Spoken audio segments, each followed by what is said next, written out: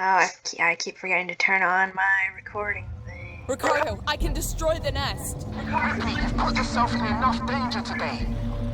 I can power up all the cores, overload them, and then initiate a reactor purge. It'll destroy everything down there. Look, I'm not trying to persuade you out of this, Rip. I'd just like it if you didn't die. This is what's gonna happen. There are emergency overflow circuits that feed excess power into the local capacitor banks on each tower. If I decouple them and discharge the system, the purge will be external. The nest is right in harm's way. I have no clue what you just said. Just find something to hold on to. Okay, now that Ripley's done talking, it's May 29th. Apparently I don't have to worry about xenomorphs chasing me here. And... can I move? I should be able to lure the androids back into here one by one and shoot them. We went on YouTube and just watched somebody else do it. They just did that by accident.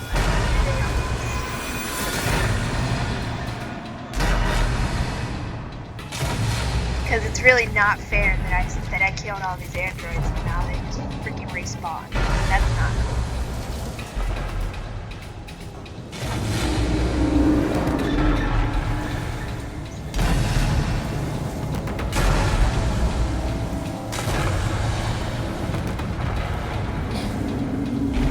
Maybe I can use the revolver to shoot some from here.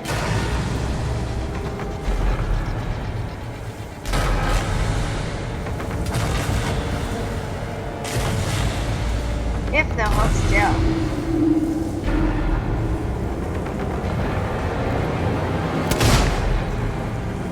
Don't know if that hit or not.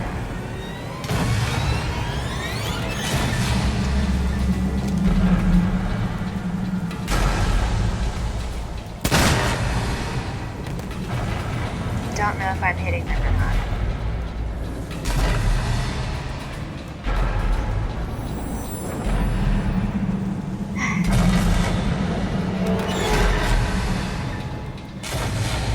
But yeah, if somebody can mod this game to remove flashing lights, that would be fantastic.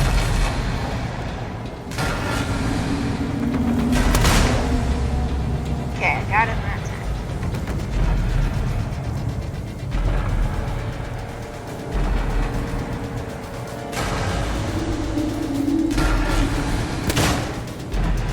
Oh, fuck. Oh, fuck. Okay.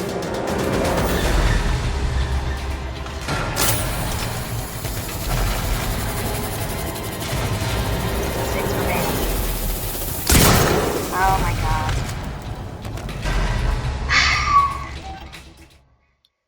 This is annoying as fuck. I guess we're just gonna continue being annoying. Ricardo, I can destroy the nest. Yeah, we got the Put yourself message. in enough Ripley. danger today. I can power up all the cores, overload them, and then initiate a reactor purge. It'll destroy everything down there. Look, I'm not trying to persuade you out of this, Rip. I'd just like it if you didn't die. This is what's gonna happen. There are emergency overflow circuits that feed excess power into the local capacitor banks on each tower. If I decouple them and discharge the system, the purge will be external. The nest is right in harm's way. I have no clue what you just said. Just find something to hold on to.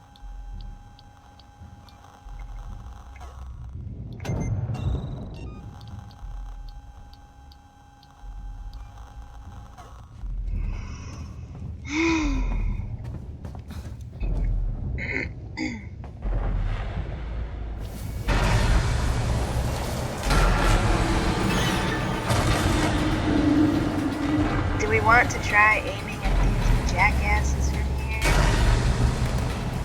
Yeah, let's try it. Seems cool and stuff.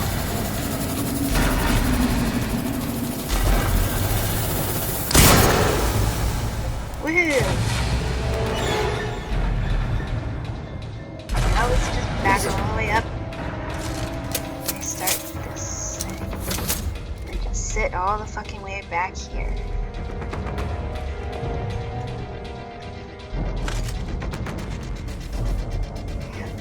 We've killed one android. Wanna just look up like if Google would tell you easily how many androids are in here the second time. My objective is overload alpha core and overload beta core. Just gonna move the microphone.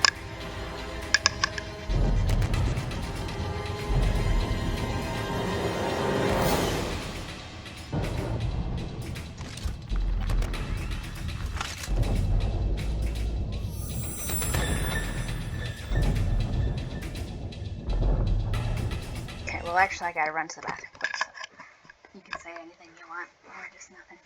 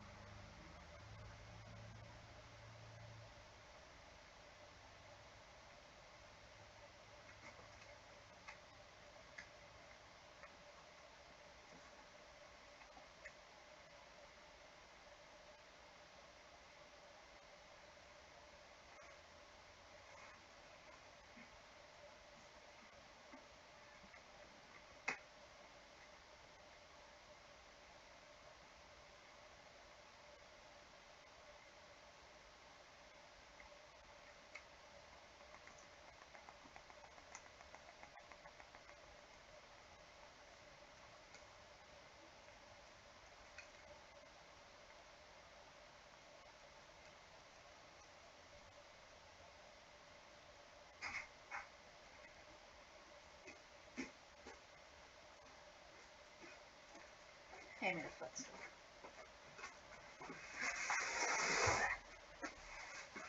Oh, you have that fire. Anyways. Okay. So if I can push the right button.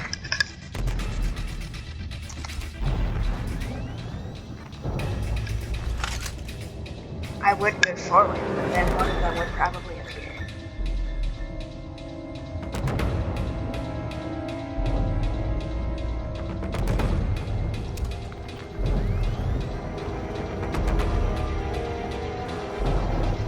They're gonna stand right out here, like cheaters.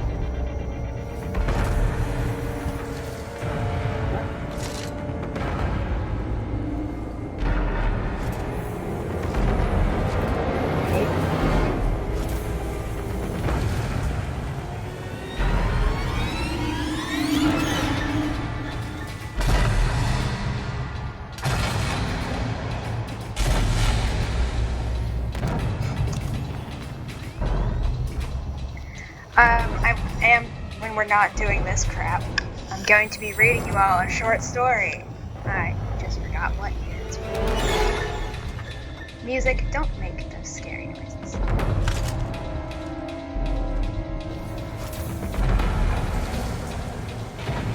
You want to go stand and pose in that exact spot like your buddy did so I can shoot the bow? I said nope, I'm just gonna keep walking.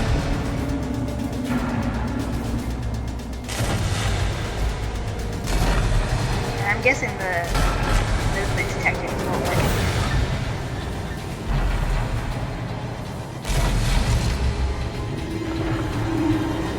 Too bad I can't resave. So I'm either gonna have to kill them all successfully.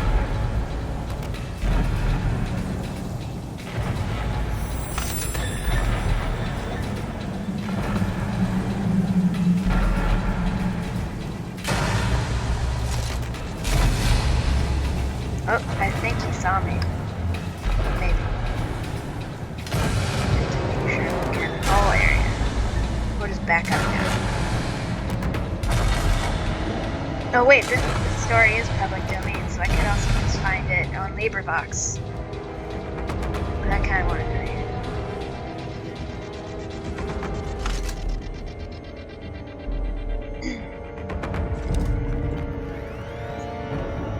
There is no closet here.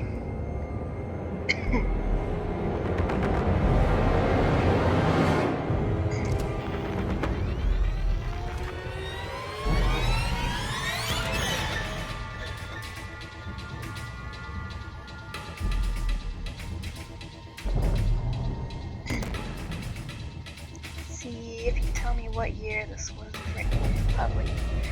Or Project Gutenberg.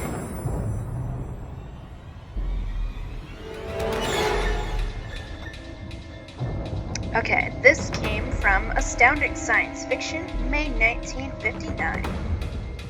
AKA the descendant of Astounding Stories of Super Science. Which I'm reading it at like August 1938 or something like that. Maybe it's 1932. Okay, so they're not coming back here.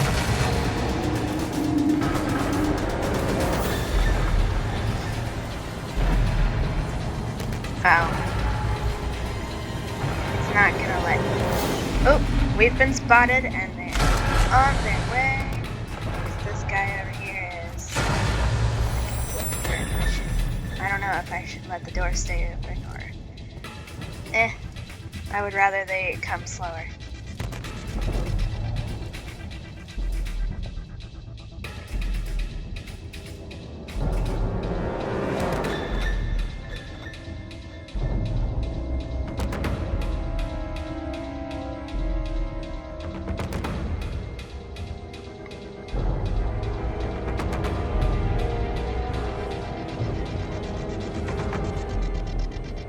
So you're just not gonna get any analysis while I'm waiting for these guys to walk in here so I can kill them.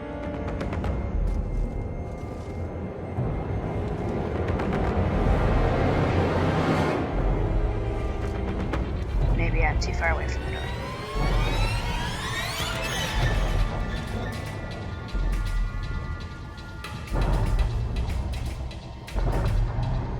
Come on, door. In? Okay. Where did it go? No, that's good.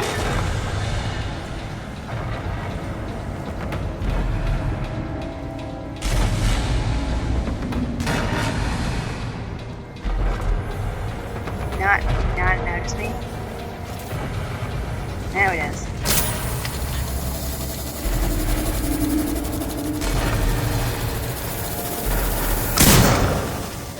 Are you fucking kidding me?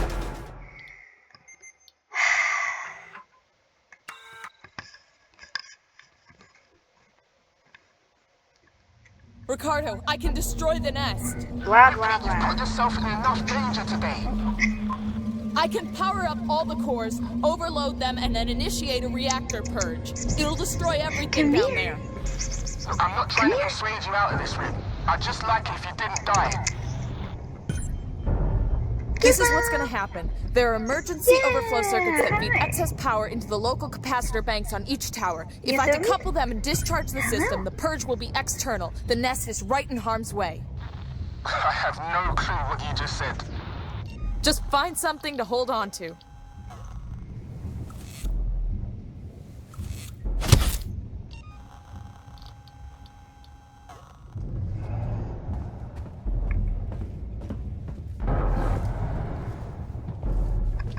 I don't feel like having to run around.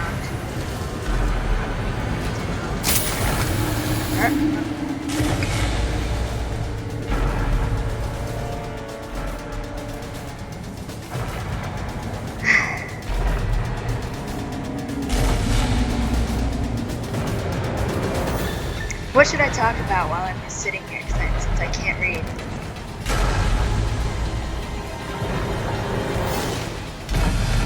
Let's try. Oh yeah. It's just. But I mean, I guess we should. Well, no, I can talk about the point I just brought up 10 minutes ago. Martha Wells is really insistent that Murderbot Diaries is breaking the cliche of robots and machine intelligences, is the word she uses, just going crazy and trying to kill people for no reason.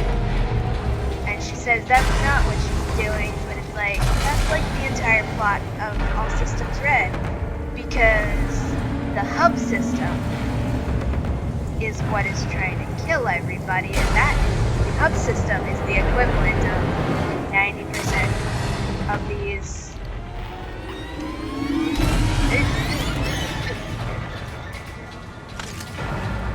Alright, if I miss. Oh, can I fire it early? I don't understand this game. Why did it let me? Because it seemed like it let me fire it earlier. I don't know.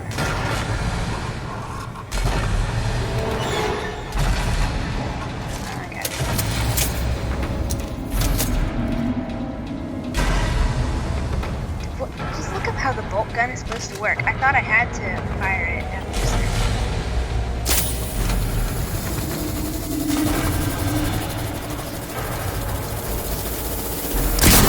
Do more damage that way? No, can't we? Fucking it. Well, we're gonna die now because I can't.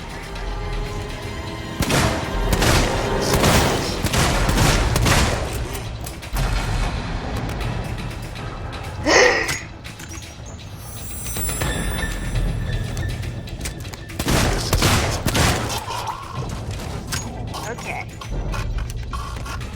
We wasted our fucking pipe bomb because the door is shut.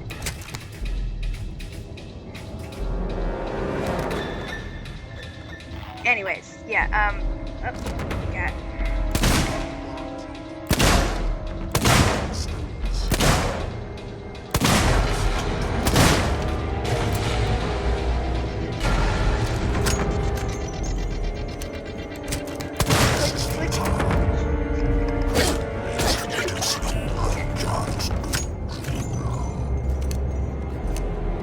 We have 4 down.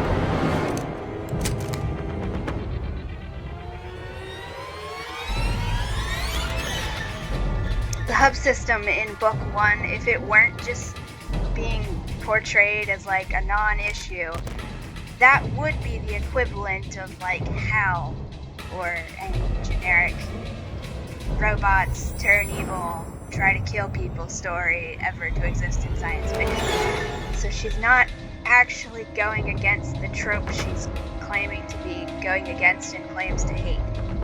That is the trope that she used. That's what hub system is. And it's just very sloppy. Like if a book falls apart, the second you start thinking about it, it's just bad. It's bad writing. This is why Stephen Moffat is a terrible fucking writer, and why most people have now understood that he's a terrible writer. Because the only people who ever thought his stories were good were like literal teenagers who genuinely did not understand what makes good writing or not, including us.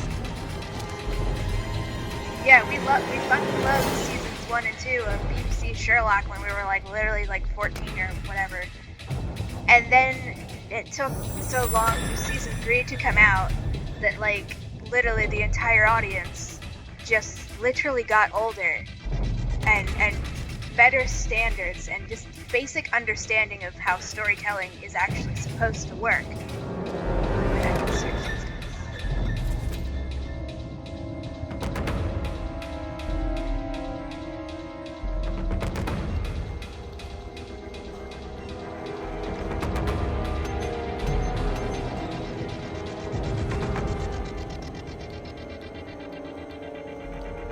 It's so funny that I don't think I've actually used a single EMP mine this whole game.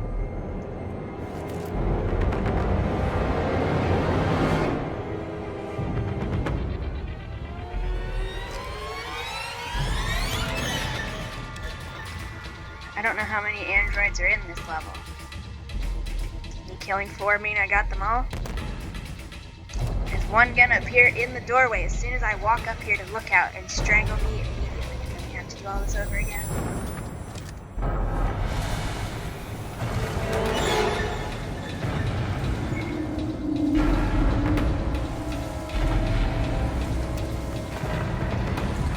I don't see anybody.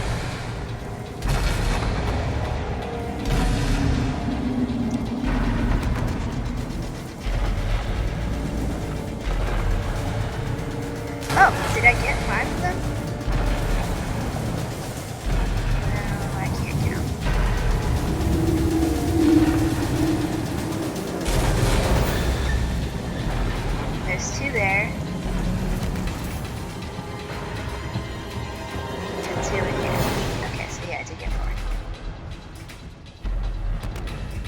Maybe that's all of them. Maybe we can now safely get the things. Move on with the game.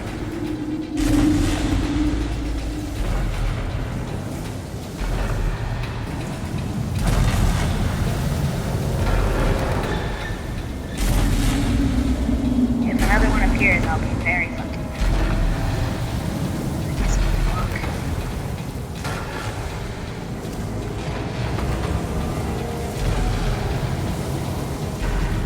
Also, I can't get anything. I can get that bolt gun ammo though.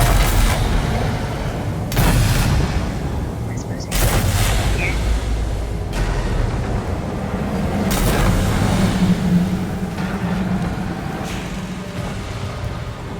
I think there's no time limit here as far as I fucking know. Fuck you. The time limit is the flashing light.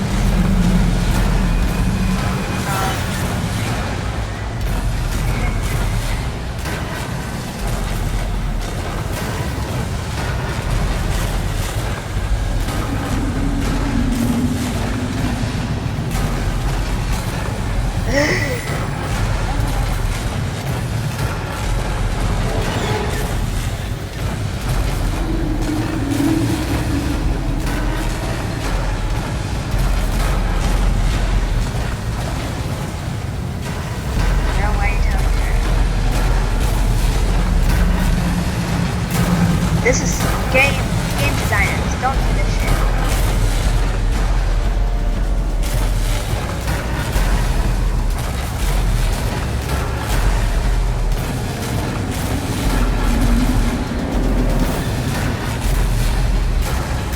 You don't need this many flashlights. It's fucking weird.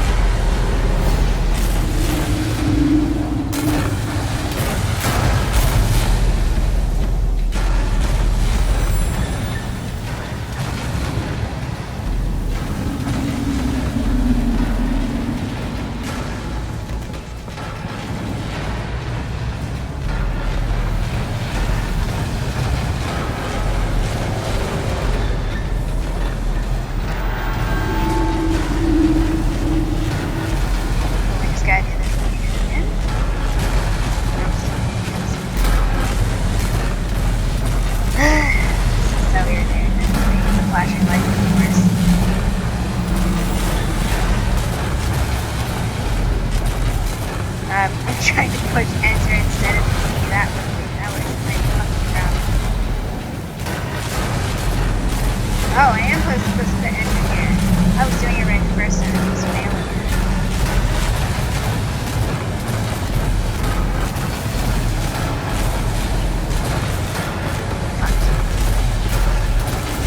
Fuck you, game developers.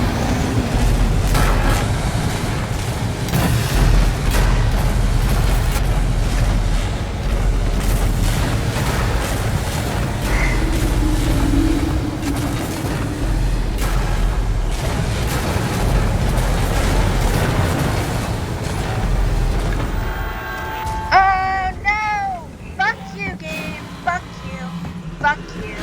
How dare you? How fucking dare you? They spawn in 5 more fucking androids. Where are you supposed to go? I am not going to finish this game if they're gonna keep doing this. No. This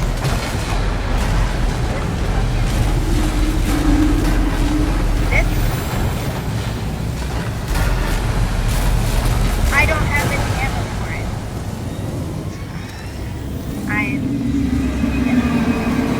I don't know, but I am going to be not finishing this fucking game if I am going to die.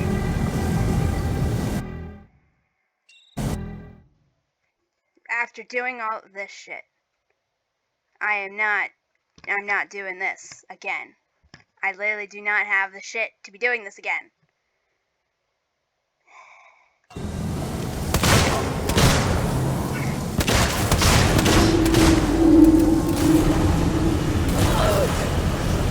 I don't know where it's supposed to be going, but we're just gonna fucking sprint this way. I hope we're going in the right fucking direction.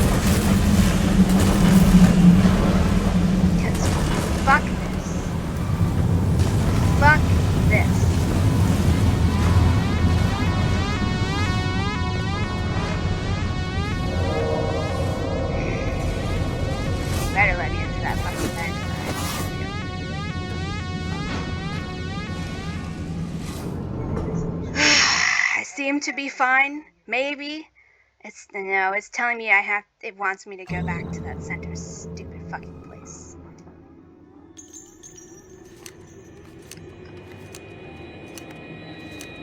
This is bullshit.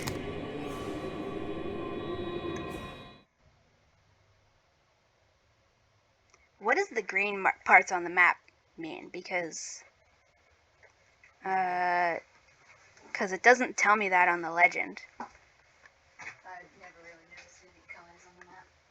Because most of the areas the blueprint lines are blue, and then there's some that are green. It's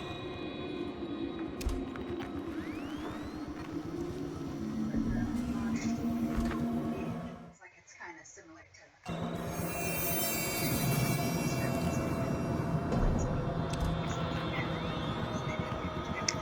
Okay, the thing is now telling me to go up here. While I'm in event, so maybe they're not going to subject me to just impossible dying. Because I am not. Established. Awaiting confirmation from Control Station Yellow. All synthetic and non-synthetic life, please move to a safe distance.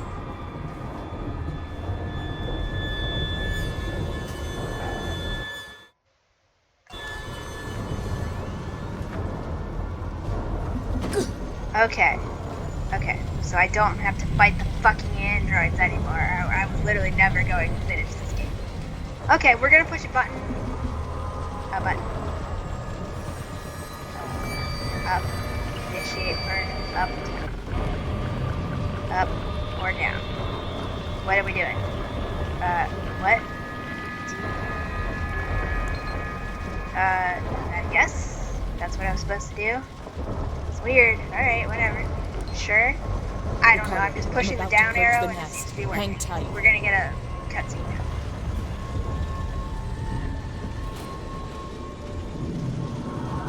And a bunch more flashing lights. So if you...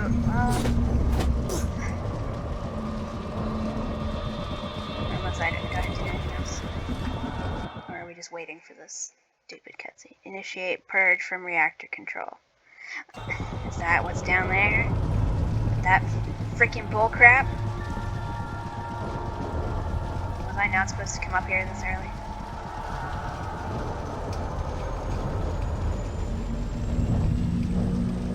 I might have broken the game. I might not have supposed to. I don't think I was supposed to come up here first.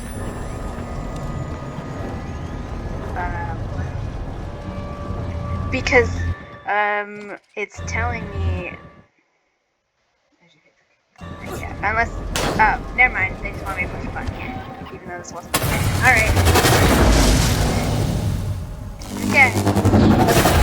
Okay, well, it won't let me run away, so open it and open that. It won't let me. Oh, yeah. You can also just scroll down the video.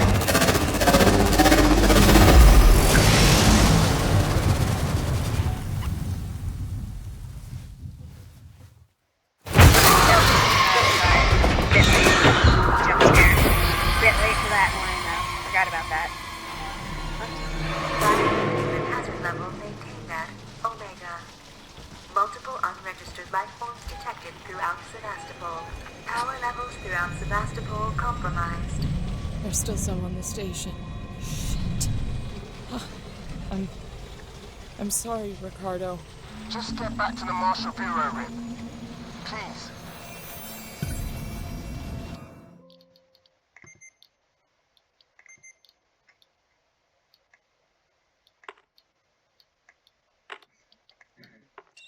That was irritating as fuck. Am I not concerned about a xenomorph coming through that fucking vent?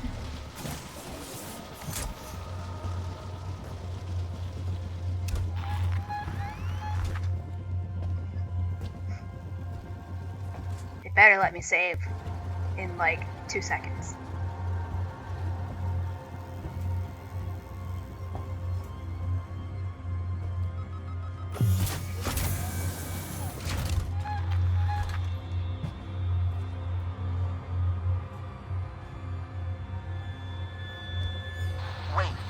Something weird's happening.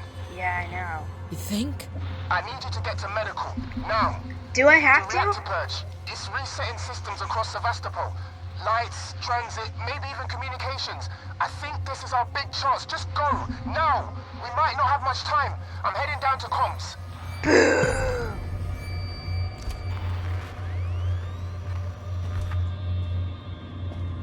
I better not have a single fucking xenomorph fuck with me in the next 5 minutes.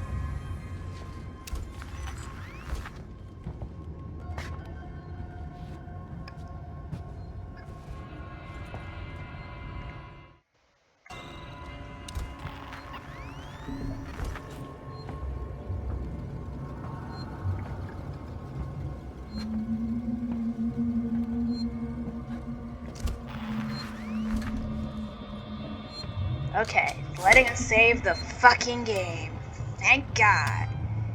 That was about to make me quit. Again. Okay, he said medical, Lauren's cystic, Solomon's habitation spire, assignment tower, service, blah blah. And this is the transit route. It has no lockers for me to hide in. I swear to God, if anything tries to eat me.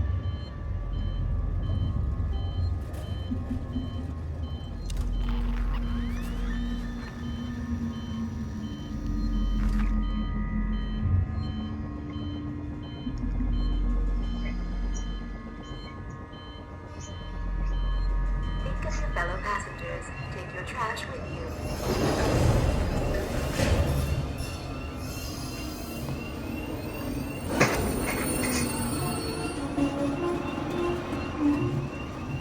Had to fire.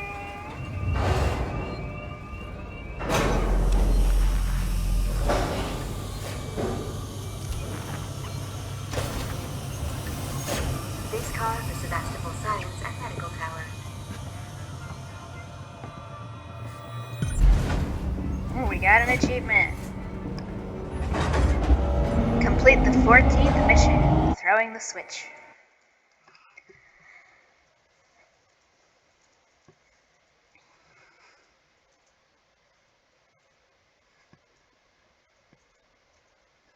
And I don't have a transcript for this one because I guess opening read era caused the thing. So if this video gets corrupted, too bad for everybody. Ricardo, I'm at medical. Did you manage to get to comms? I'm here, but I was too late. Apollo's recovered from the reactor purge and knocked out external comms again. Damn it. So why'd you send me here? Plan B, Rip. See, before I left, the system showed a ship approaching Sevastopol. I think it's the Anisadora. Marlowe managed to send out his auto codes to call it in while comms were temporarily open. We've got to get to it. Is it docking? No, but it's in a holding position nearby. Head for the ambulance bay. The shuttles are really short range, but they'll make it. Got it.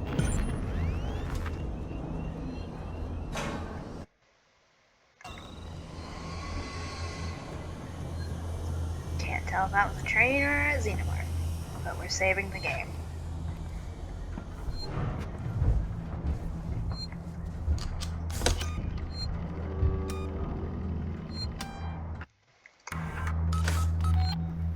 Now we get a movement detected. Shut up, game.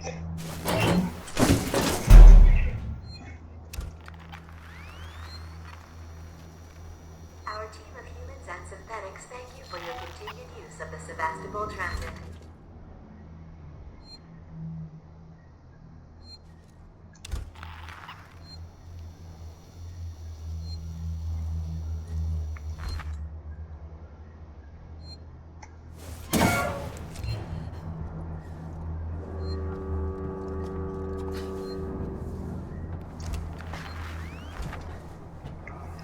Okay, we're going this way.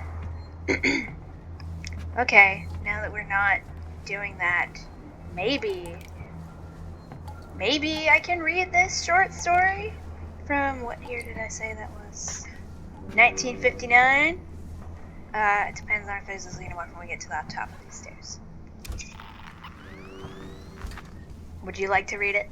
Or would you like to just control the character while I read it?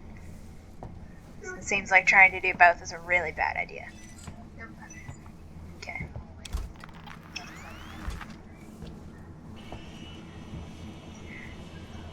Who's even running these cameras anymore? Or is it just Apollo?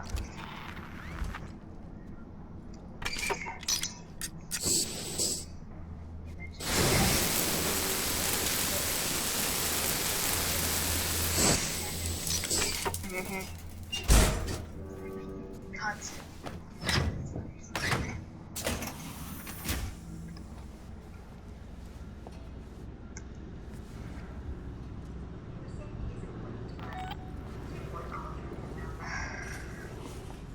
What the fuck? Cans is flying around.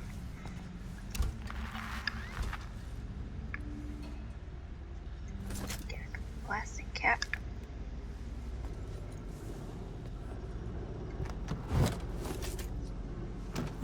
Let's hide under. Nope, we can't hide under there.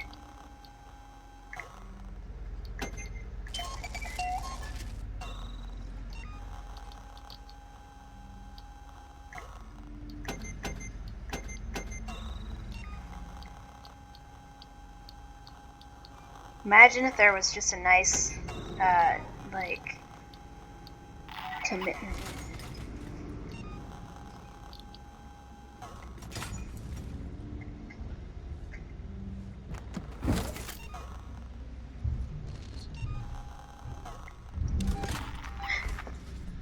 What is that noise?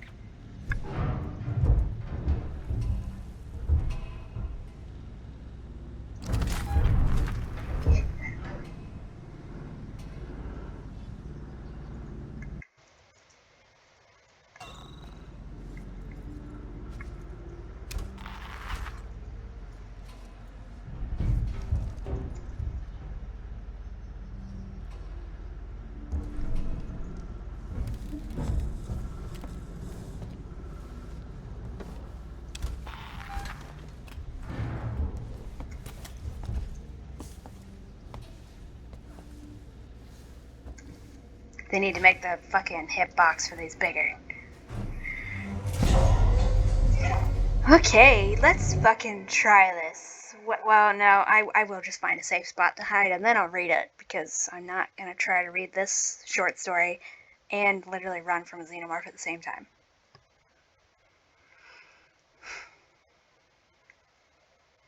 Oh boy, everything's on fire. This is where we blew it up. See, Sevastopol's I see very a launch on my terminal. Marlo's already taken one of the shuttles.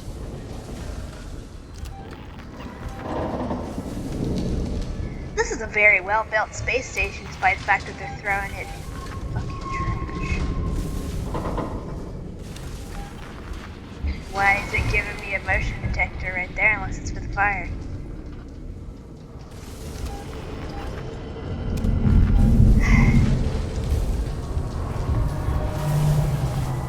Mates really did a number on this place. Oh, I'm not even sneaking.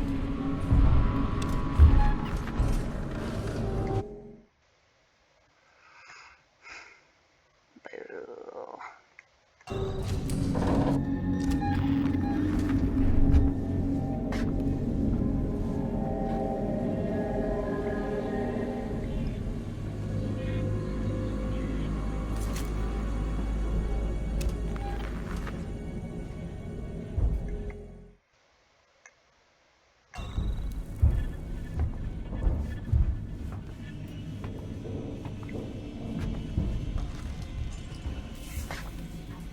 Hiding under every single fucking table as we go.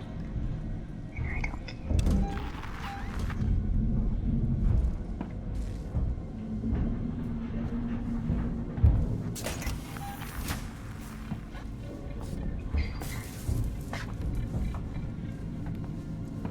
I don't know if I should hide in the locker or hide under a bed.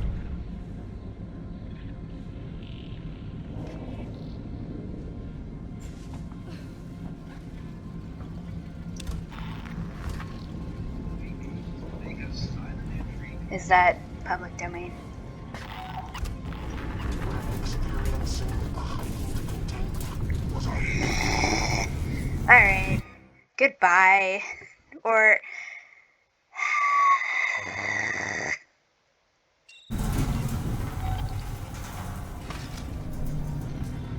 Oh, I don't have it reloaded. Fuck you.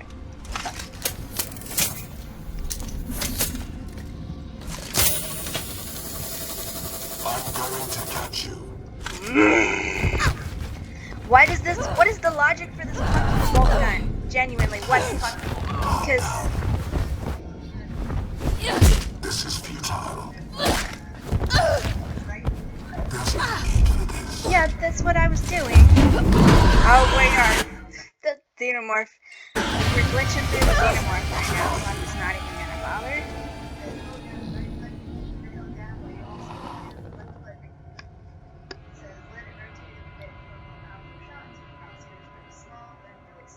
But see, I had released, and it just didn't do anything, even though it Because your mouse is fucked up because you don't have maybe.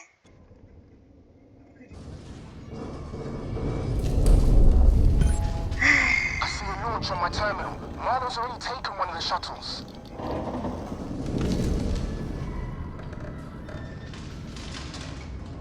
Okay, let's try this again.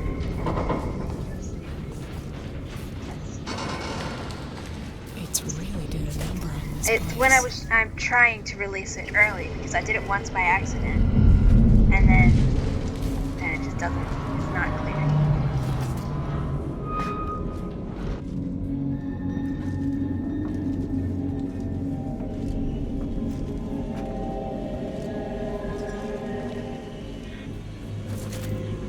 Okay, that gave us some more bolt gun ammo.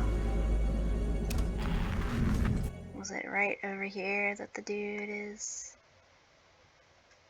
Can I just go through the ER? Why is it making me go all the way this way? Oh,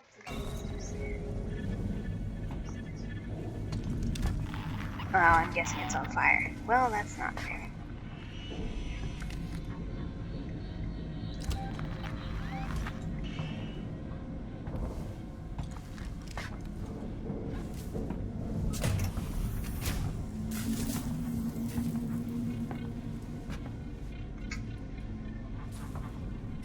I don't remember where the android was.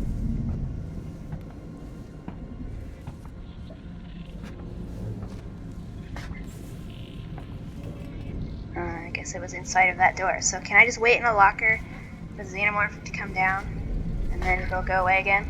Guess we'll find out. Well, now let's interrupt this tense thing with where's that? We didn't do anything wrong, hardly. By Roger Kiyukendall. Or maybe I should just get the LibriVox recording, because that one is really good. Yeah, let's do that again. Then I don't have to flip out as much. Let me find it on LibriVox. We didn't do anything wrong, hardly.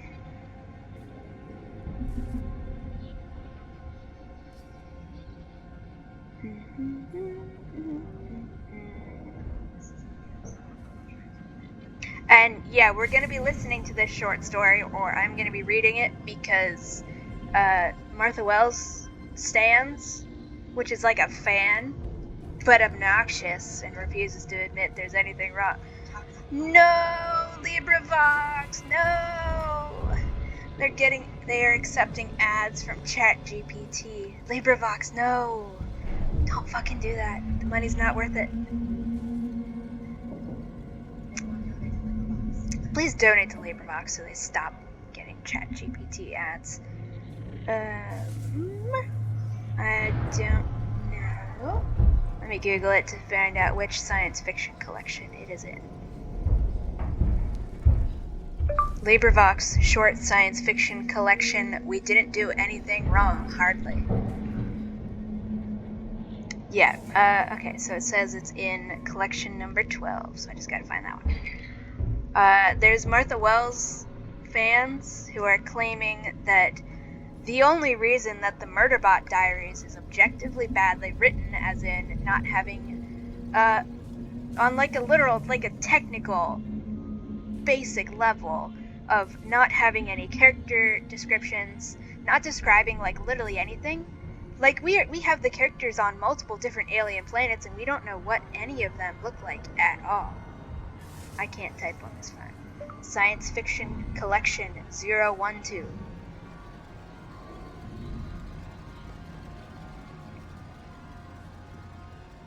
The LibriVox app is kinda shit. You search for something with the world's most specific name, and it'll come up with close matches, but it won't come up with the exact thing you are looking for, which is the 12th thing. They always put a 0. See, what kind of search logic are you using here, guys? Unless it's hiding the ones I've already listened to. No, it's not even doing that, so what is the fucking logic here? Okay, it seems like the xenomorph, maybe we were just making too much noise and that's what attracted the xenomorph. So maybe I'm supposed to sneak past that fucking thing. This is so annoying. Why don't you just give me the number I searched for? It's literally bringing me up all the short science fictions in random order, but not number 12, despite that being the keyword. I'll just search. Oh my god. Let me move the word collection from the search results. Yeah, guys, this is pathetic. What is this? Why are you showing me it? Let me read you off the numbers of the short science fiction collections that are appearing in my search results when I search specifically for 12. We have 22, we have 30, we have 20, we have 52, we have 23, 23 twice for some reason, 34, 28, 25, 24, 27, 37. Like, where's 12? Guys, that's literally the numbers I'm fucking searching for. Let me just search 012. And now it's just coming up with bullshit. Why are you making this so difficult, LibriVox? This is literally your fucking app. Who designed this shit? I know, but like, how do you fail this badly at the search function? Let me just search science fiction 12 with no 0 in front, even though they're all set up with zeros in front, because they're allowing to have over hundreds. And I guess they would stop if they ever got to 999. And again, it's just showing me all the other ones in random order. This is so fucking... I honestly was never Fuck much of a you, fan and of now they're this. giving me an ad. The fucking audacity.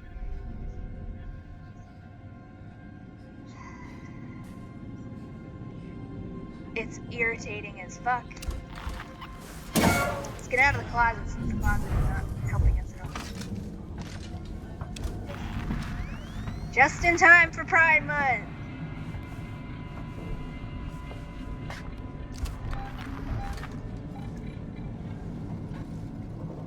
Do I have this reloaded properly? Anything else I can make?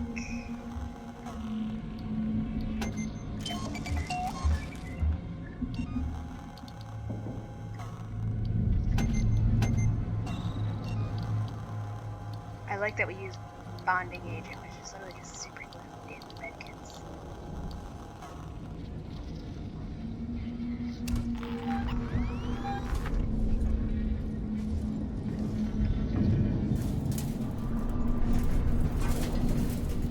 Now the whole station is shaking.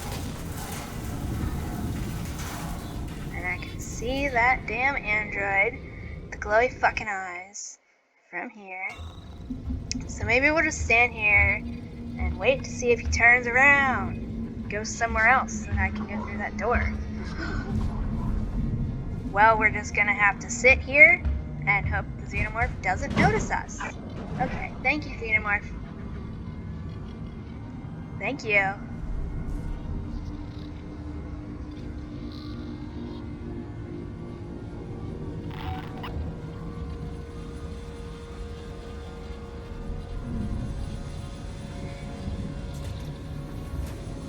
Nope, there's the xenomorph. We're dead.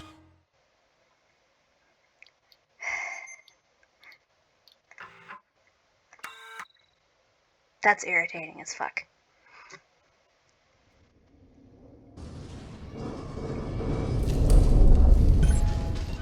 I see a launch on my terminal. Marlo's already taken one of the shuttles. Doesn't respond.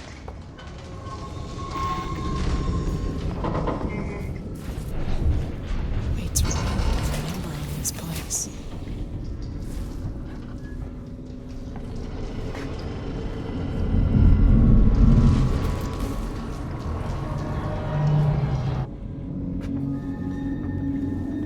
If I die one more time, then I'll just pause the game and I will read the short story to you, because there are Martha Wells stands, which is a fan that refuses to admit that there's anything wrong with the thing, even remotely, are claiming that the only reason that the Murderbot Diaries is objectively badly written and is lacking the world's most basic descriptions for anything, as I said, they've been on multiple alien planets, and we don't get descriptions of the planets, we don't get descriptions of the aliens on those planets, we don't get descriptions of the planet themselves. There's no fucking descriptions, and we literally have no fucking clue, even remotely, what our main character looks like, which I have brought up before is plausible deniability for Martha Wells, so that she can pay people to make official art showing Murderbot as having dark brown skin, black hair, so that she gets the brownie points for pretending not to be just another racist white author. So she gets to tell everybody in interviews and stuff that, yeah, Murderbot has brown skin. Murderbot is a person of color, and there's that official art to back it up, where Murderbot has very dark brown skin. The darkest skin of everybody in the room, including Rathy. Official art that must always be said nobody can fucking afford, who's an actual poor person despite this series gesturing at being anti-capitalist, because it costs like $200, and it costs $200 brand new and is out of print, so it's just like a big old fuck you if you want to own it, because fuck you. I'm being told that the price now is between $350 or $400 or more dollars, because they were limited edition, expensive as hell to start with, and it didn't even go to charity. I don't think it even went to charity. And there's not even a digital edition that you can buy if they just only wanted to print a few. But yeah, we don't get any description at all of what our main protagonist looks like, and that is specifically so that Martha Wells can have plausible deniability. She can tell everybody for over 8 years now that Murderbot is a person of color, so these are diverse books, and she's not just another racist who only writes about white people, and she can get that official art saying the same thing. But now that Apple is paying her, and she's literally shilling and selling out for Apple, now it's totally fine for them to cast a white man, a cis white man, in the role, and she has that plausible deniability of never explicitly within the text saying that Murderbot was a person of color, so she wasn't really lying to people this entire goddamn time. Even though, yeah, she fucking was. Maybe this is the part where I'm supposed to throw a noisemaker. I don't know.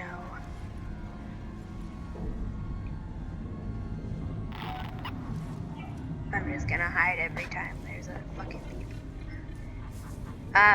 Yeah, there's no character descriptions. We only get the world's most basic descriptions of characters, if we get them at all, and for 90% of characters we have no description at all. And again, we're told that our protagonist is some kind of organic, it's a cyborg. She admitted that in 2019. Not in the text, because in the text she's just trying to confuse everybody on purpose because she thinks it makes her smart. We know that Murderbot is a cyborg, and it has a bunch of organic human parts, and then it also has some mechanical parts. Like, We know that its arms, lower arms, forearms at the very least, must be mechanical in part, probably in whole, because it has fucking guns in its arms that it can just extend and use to fire, and then they just fold back down into its arms. And there's not really any easy way to just do that with an organic arm. So we have to assume and imagine. We have to use our fucking imaginations because Martha Wells won't tell us. We will assume that Murderbot's organic arms just gets chopped off at the elbow. Because in book 7, we finally get another tidbit of information revealed about the protagonists. Set up subspecies, species, whatever the fuck you want to say. This format of cyborg, where we finally learn that, oh, by the way, their hands are metal. Because somebody is trying to shut a door and another cyborg shoves their hand in the door and or maybe somebody gets shot in the hand. One of those two things. Maybe both of those things at the same time. But yeah, we finally get told, oh, by the way, Murderbot's fingers are made of metal. That's such a basic fucking detail, and we don't even learn that until 7 entire books into the series. Over 8 years since the books started getting published, and that is brand new fucking information. So that tells you the dire lack of anything going into this series. As many people have said, these are books for people who only watch Marvel movies, where you're not supposed to use your brain at all. You are just supposed to turn off your brain and not think about anything. Because the second you start thinking about anything, it all starts falling apart. Okay, the xenomorph's over there interacting with the android. Sure would be nice. If that video hadn't glitched and had my phone not glitched, so we could still have that short story I wrote. B, if the xenomorph and android would have some kind of conflict. I keep asking. What do the xenomorphs do to sense things, and how do they not? Why don't they care about the androids at all? It doesn't even seem to be a learned behavior. He wasn't around. Never touch their tail. They got sensors in their tail. But I would like it if it could at least be a learned behavior, we see the xenomorph, or at least a xenomorph, maybe this one. We could pretend this. Spotted, I think.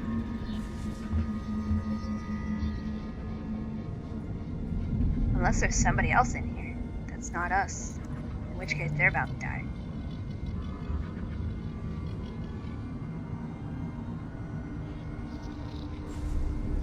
Why was it saying follow me?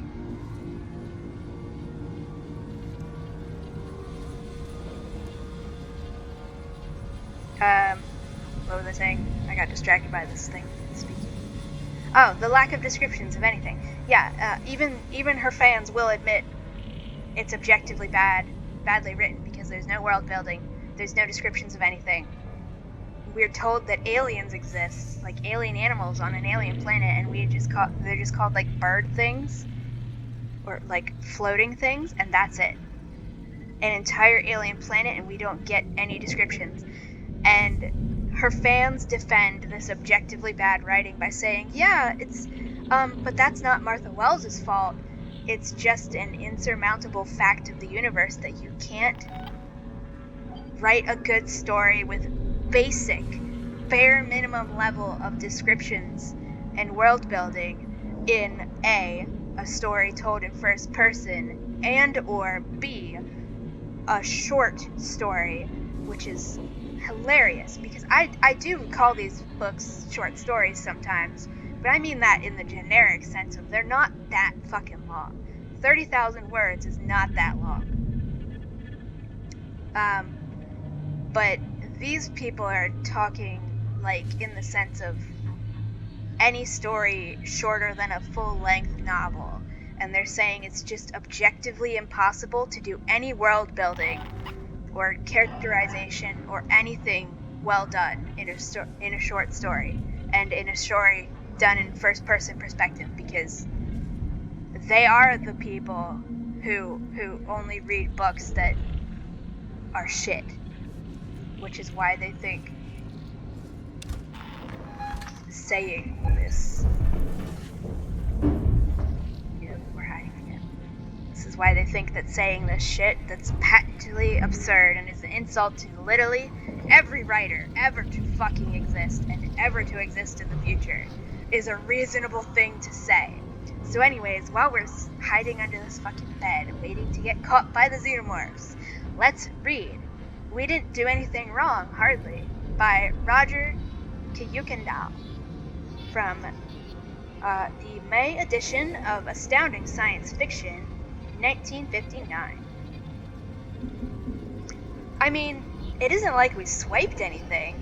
We maybe borrowed a couple of things, but gee, we put everything back like we found it, pretty near. Even like the compressor we got from Stinky Brinkler that his old man wasn't using and I traded my outboard motor for. My father made me trade back. But it was like Skinny said, Skinny Thompson. He's the one you guys keep calling the boy genius, but shucks, he's no... Well, yeah, it's like Skinny said, we didn't need an outboard motor, and we did need a compressor. You've got to have a compressor on a spaceship, everybody knows that. And even that old compression chamber that old man, Mr. Fields let us use didn't have a compressor. Sure, he said we could use it. Anyway, he said we could play with it, and Skinny said we were going to make a spaceship out of it, and he said go ahead. Well, no, he didn't say it exactly like that. He didn't take it serious, sort of. Anyways, it made a swell spaceship. It had 4 portholes on it, and an airlock, and real bunks in it, and lots of room, and all that stuff that Skinny put in there. But it didn't have a compressor, and that's why... What stuff? The stuff that Skinny put in there. Like the radar he made out of a TV set, and the anti-gravity, and the atomic power plant he invented to run it all with. He's awful smart, Skinny is, but he's not like what you think of as a genius. He's not all the time using big words, and he doesn't look like a genius. We call him Skinny because he used to be skinny. But he isn't now. He's maybe small for his age anyway. He's smaller than me, and I'm the same age as he is. Of course, I'm big for my age, so that doesn't mean much, does it? Well, I guess Stinker Brinker started it. He's always riding Skinny about one thing or another. But Skinny never gets mad, and it's a good thing for Stinkler, too. I saw Skinny clean up on a bunch of 9th graders. Well, a couple of them, anyways. They were saying... Well, I guess I won't tell you what they were saying. Anyways, Skinny used judo, I guess, because there wasn't much of a fight.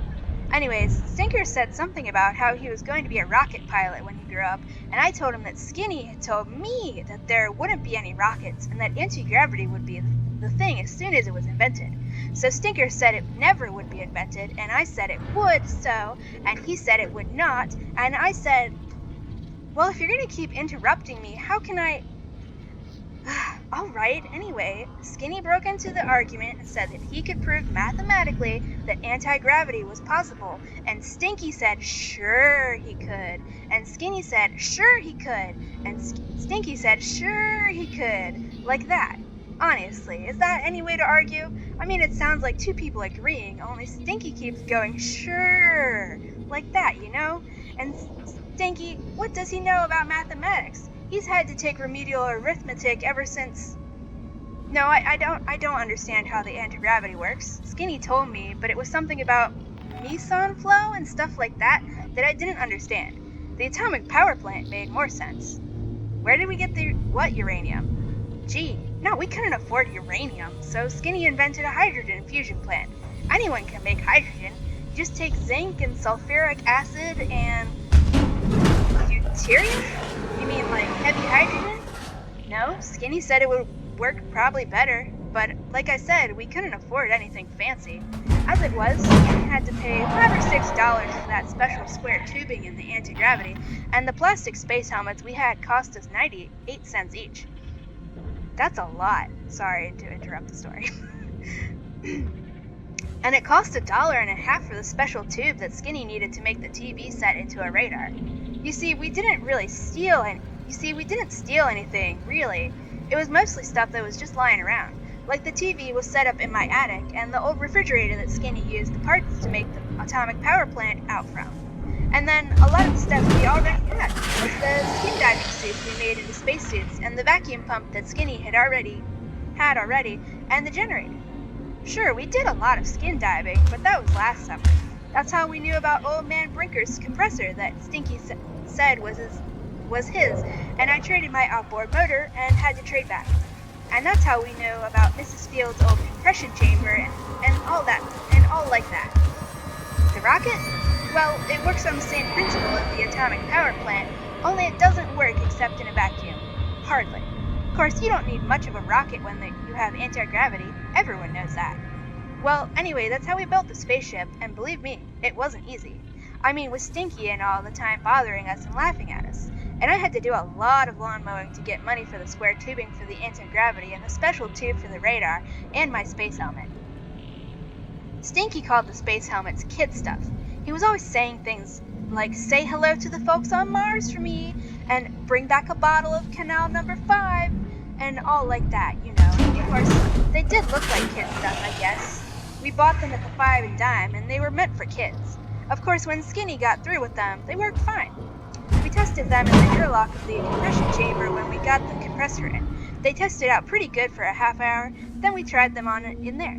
Well, it wasn't a complete vacuum, just 27 inches of mercury, but that was okay for a test. So anyway, we got ready to take off. Stinky was there to watch, of course. He was saying things like, "Farewell, oh brave pioneers," stuff like that. I mean, it was enough to make you sick. He was standing there laughing and singing something like "Up in the Air, Junior Birdman," but when we closed the airlock door, we couldn't hear him. Skinny started up the atomic power plant, and we could see Stinky laughing fit to kill. It takes a couple of minutes for it to warm up, you know. So Stinky started throwing rocks to attract our attention, and Skinny was scared that he'd crack a porthole or something, so he threw the switch and off we went. Boy, you should have seen Stinky's face. I mean, you really should have seen it. One minute he was laughing, you know, and the next minute he looked like a goldfish. I guess he always kind of did look like a goldfish, but I mean, even more like then. And he was getting smaller and smaller because we had taken off. We were gone pretty near 6 hours, and it's a good thing my mom made me take it lunch. Sure, I told her where we were going. Well, anyway, I told her we were maybe going to fly around the world in Skinny and my spaceship, or maybe go down to Carson's Pond. And she made me take a lunch and made me promise I wouldn't go swimming alone, and I sure didn't. But we did go around the world 3 or 4 times. I lost count. Anyway, that's when we saw the satellite on radar. So Skinny pulled the spaceship over to it, and we got out and looked at it. The spacesuits worked fine too. Gosh, no, we didn't steal it or anything. Like Skinny said, it was just a menace to navigation, and the batteries were dead, and it wasn't working right anyway, so we tied it onto the spaceship and took it home. No, we had to tie it on the top. It was too big to take inside with the antennas sticking out. Of course we found out how to fold them later. Well, anyway, the next day the Russians started squawking about a capitalist plot, and someone had swiped their satellite. Gee, I mean, with all the satellites up there, who'd miss just one? So I got worried that they'd find out that we took it. Of course, I didn't need to worry because Stinky told them all right, just like a tattletale. So anyway, after Skinny got the batteries recharged, we put it back. And then when we landed, there were hundreds of people standing around and Mr. Anderson from the State Department. I guess you know the rest. Except maybe Mr. Anderson started laughing when we told him, and he said it was the best joke on the Russians he ever heard. I guess it is when you think about it. I mean, the Russians complaining about somebody swiping their satellite, and then the State Department answering a couple of kids borrowed it, but they put it back. One thing that bothers me, though, we didn't put it back exactly the way we found it. But I guess it doesn't matter. You see, when we put it back, we goofed a little. I mean, we put it back on the same orbit, more or less, but we got it going in the wrong direction. The end. That's from 1959. That's a short story. What did we say that was? That's not even like 3,000 words. I think that one's less than 4,000 words. Maybe just above 3,000 words. Was that not delightful? Was that not hilarious? That was told in first-person perspective. That is a first-person perspective, dialogue only, extremely characterized narrator.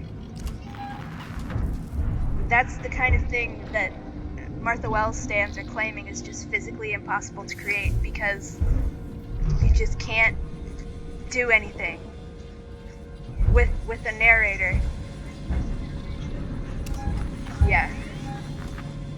Like, the funniest part of people trying to defend the Murderbot Diaries in the objectively bad way it's written is that they will claim that it's all just due to Murderbot's character, and that's why there's no descriptions. As I said in the second to last video before I just died 14 times in a row, the longer one before that, but that's objectively not fucking true, because Murderbot is the exact kind of character that should be obsessing over every fucking detail of its surroundings and the people around it, because we are told that Murderbot's whole thing is doing security and trying to keep people safe. You can't fucking keep people safe if you don't know what is around you, and you're not paying any fucking attention. But we are told that Murderbot is just not fucking paying attention to anything and doesn't care about anything, so that's simply why there's no descriptions of anything. Like, every single one of Martha Wells' books has the exact same problem to varying degrees. It's not just in the Murderbot Diaries because it makes sense for the character, and it objectively does not make sense for the character. It's because she's bad at writing and has decided to make it worse for the Murderbot Diaries. Because at least in the books, no, I don't even think I can say that. It's just bad excuses. And I said it before, but you can recommend me short stories to read. Let me get that one. Hold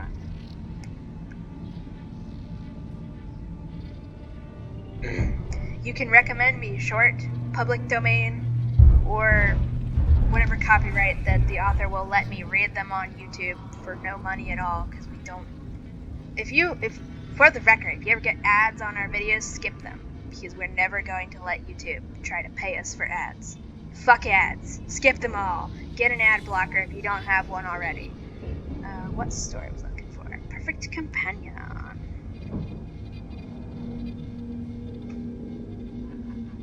Let's look at another short story.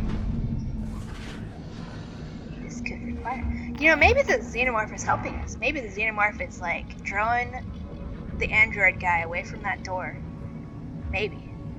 So that I can go through that fucking door to the next part of the game. Anyways, let's go. Give me the download.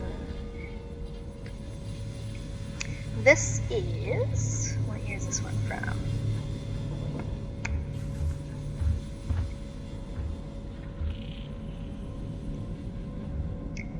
This story is from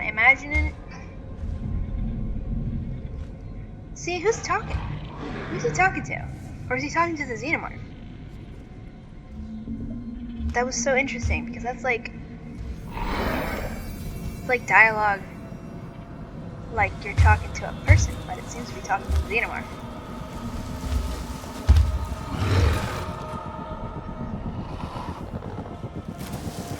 Oh, he's bored with the xenomorph. He said, I have other concerns.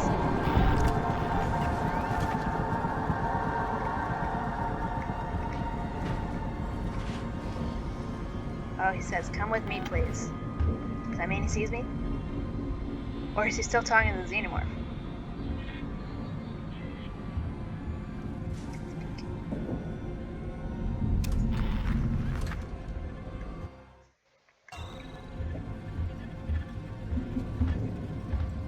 Okay, I guess the xenomorph is still walking around over there.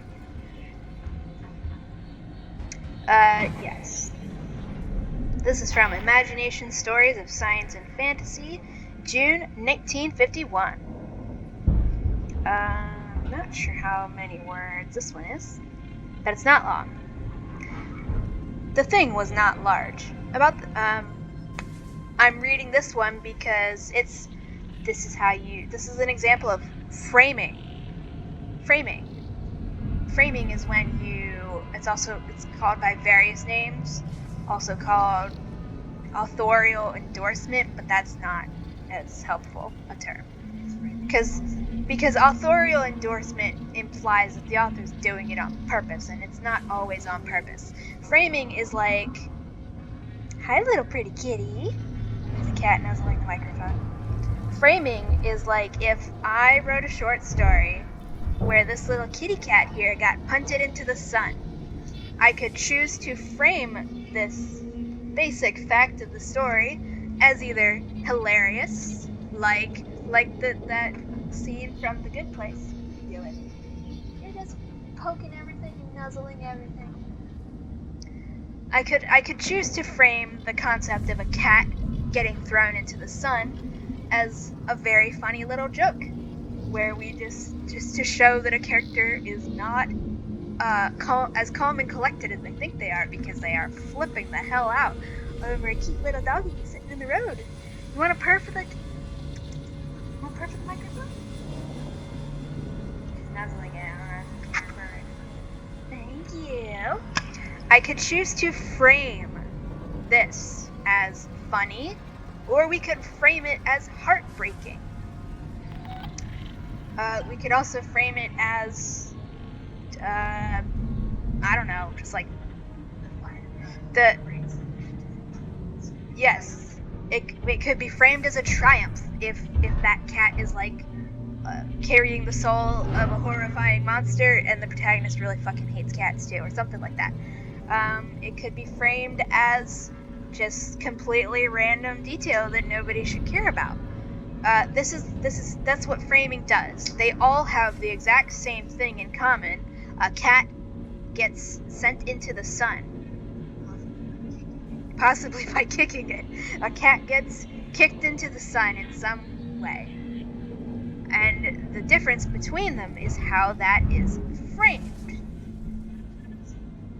It's not recording at all because the phone won't let me record and do read era at the same time. So if this video glitches, oh well, fuck it.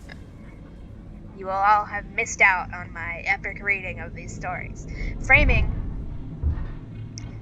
There's nothing wrong inherently with including anything in your stories. You can have a story where a bunch of slaves kill themselves to protect their masters, and that doesn't inherently have to be slavery apologism if, say, it's framed as a horrific fucking crime because those slaves have mind control chips in their brains that force them to comply.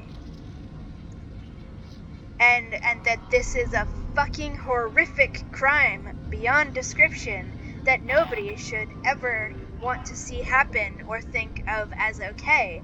And that, no, you absolute monsters. This is not, as the propagandists in this story, where this is framed as a horrifying thing, would say, the propagandists, slave owners, would say, yeah, this just shows how good of a master I am, because my slaves love me just so much. They just want to kill themselves to protect me, even though I would like to see them stay safe. This is framing. If you read the Murderbot Diaries, and if you've been watching all of these videos, some of you have no doubt got the hiccups. Cat with the hiccups over there, / sneezing.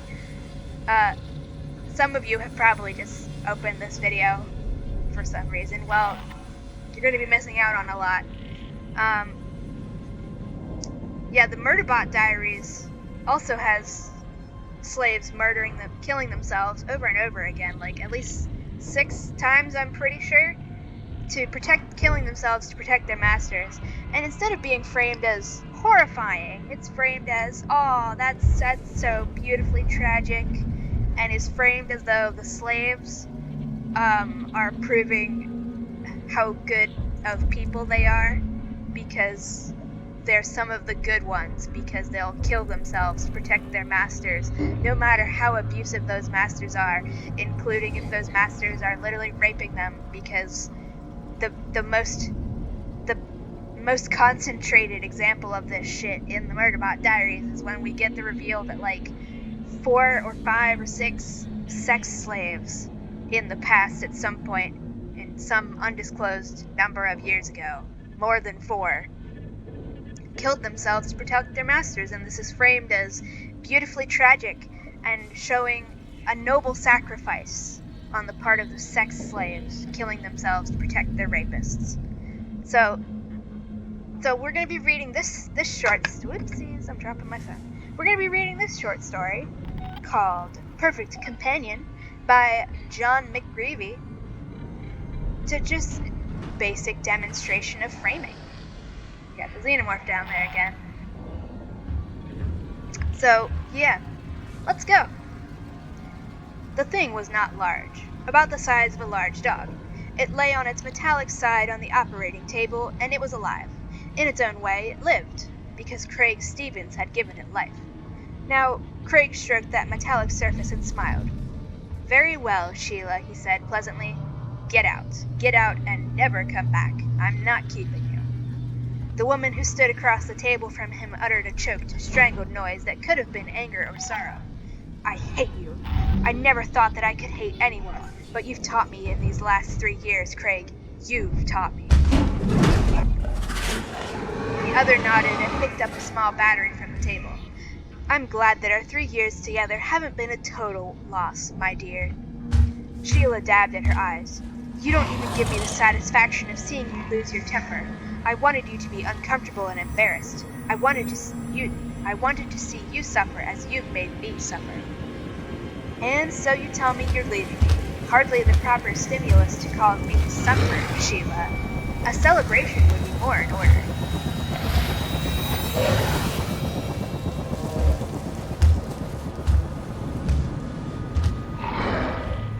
His gray eyes regarded her with the cold objectivity of a lab technician observing the death agonies of a new species of insect.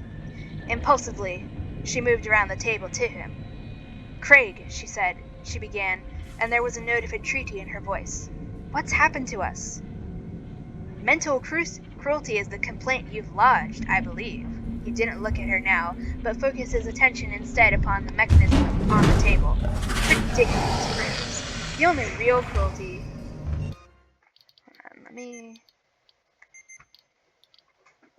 I realize this might be a bit loud compared to my voice, so whoopsie daisies.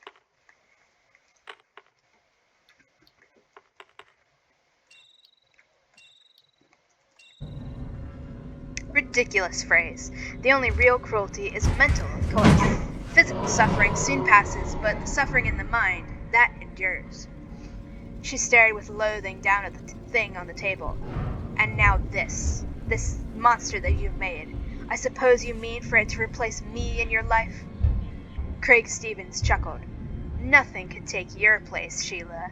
I shall always remember you as a most individual subject."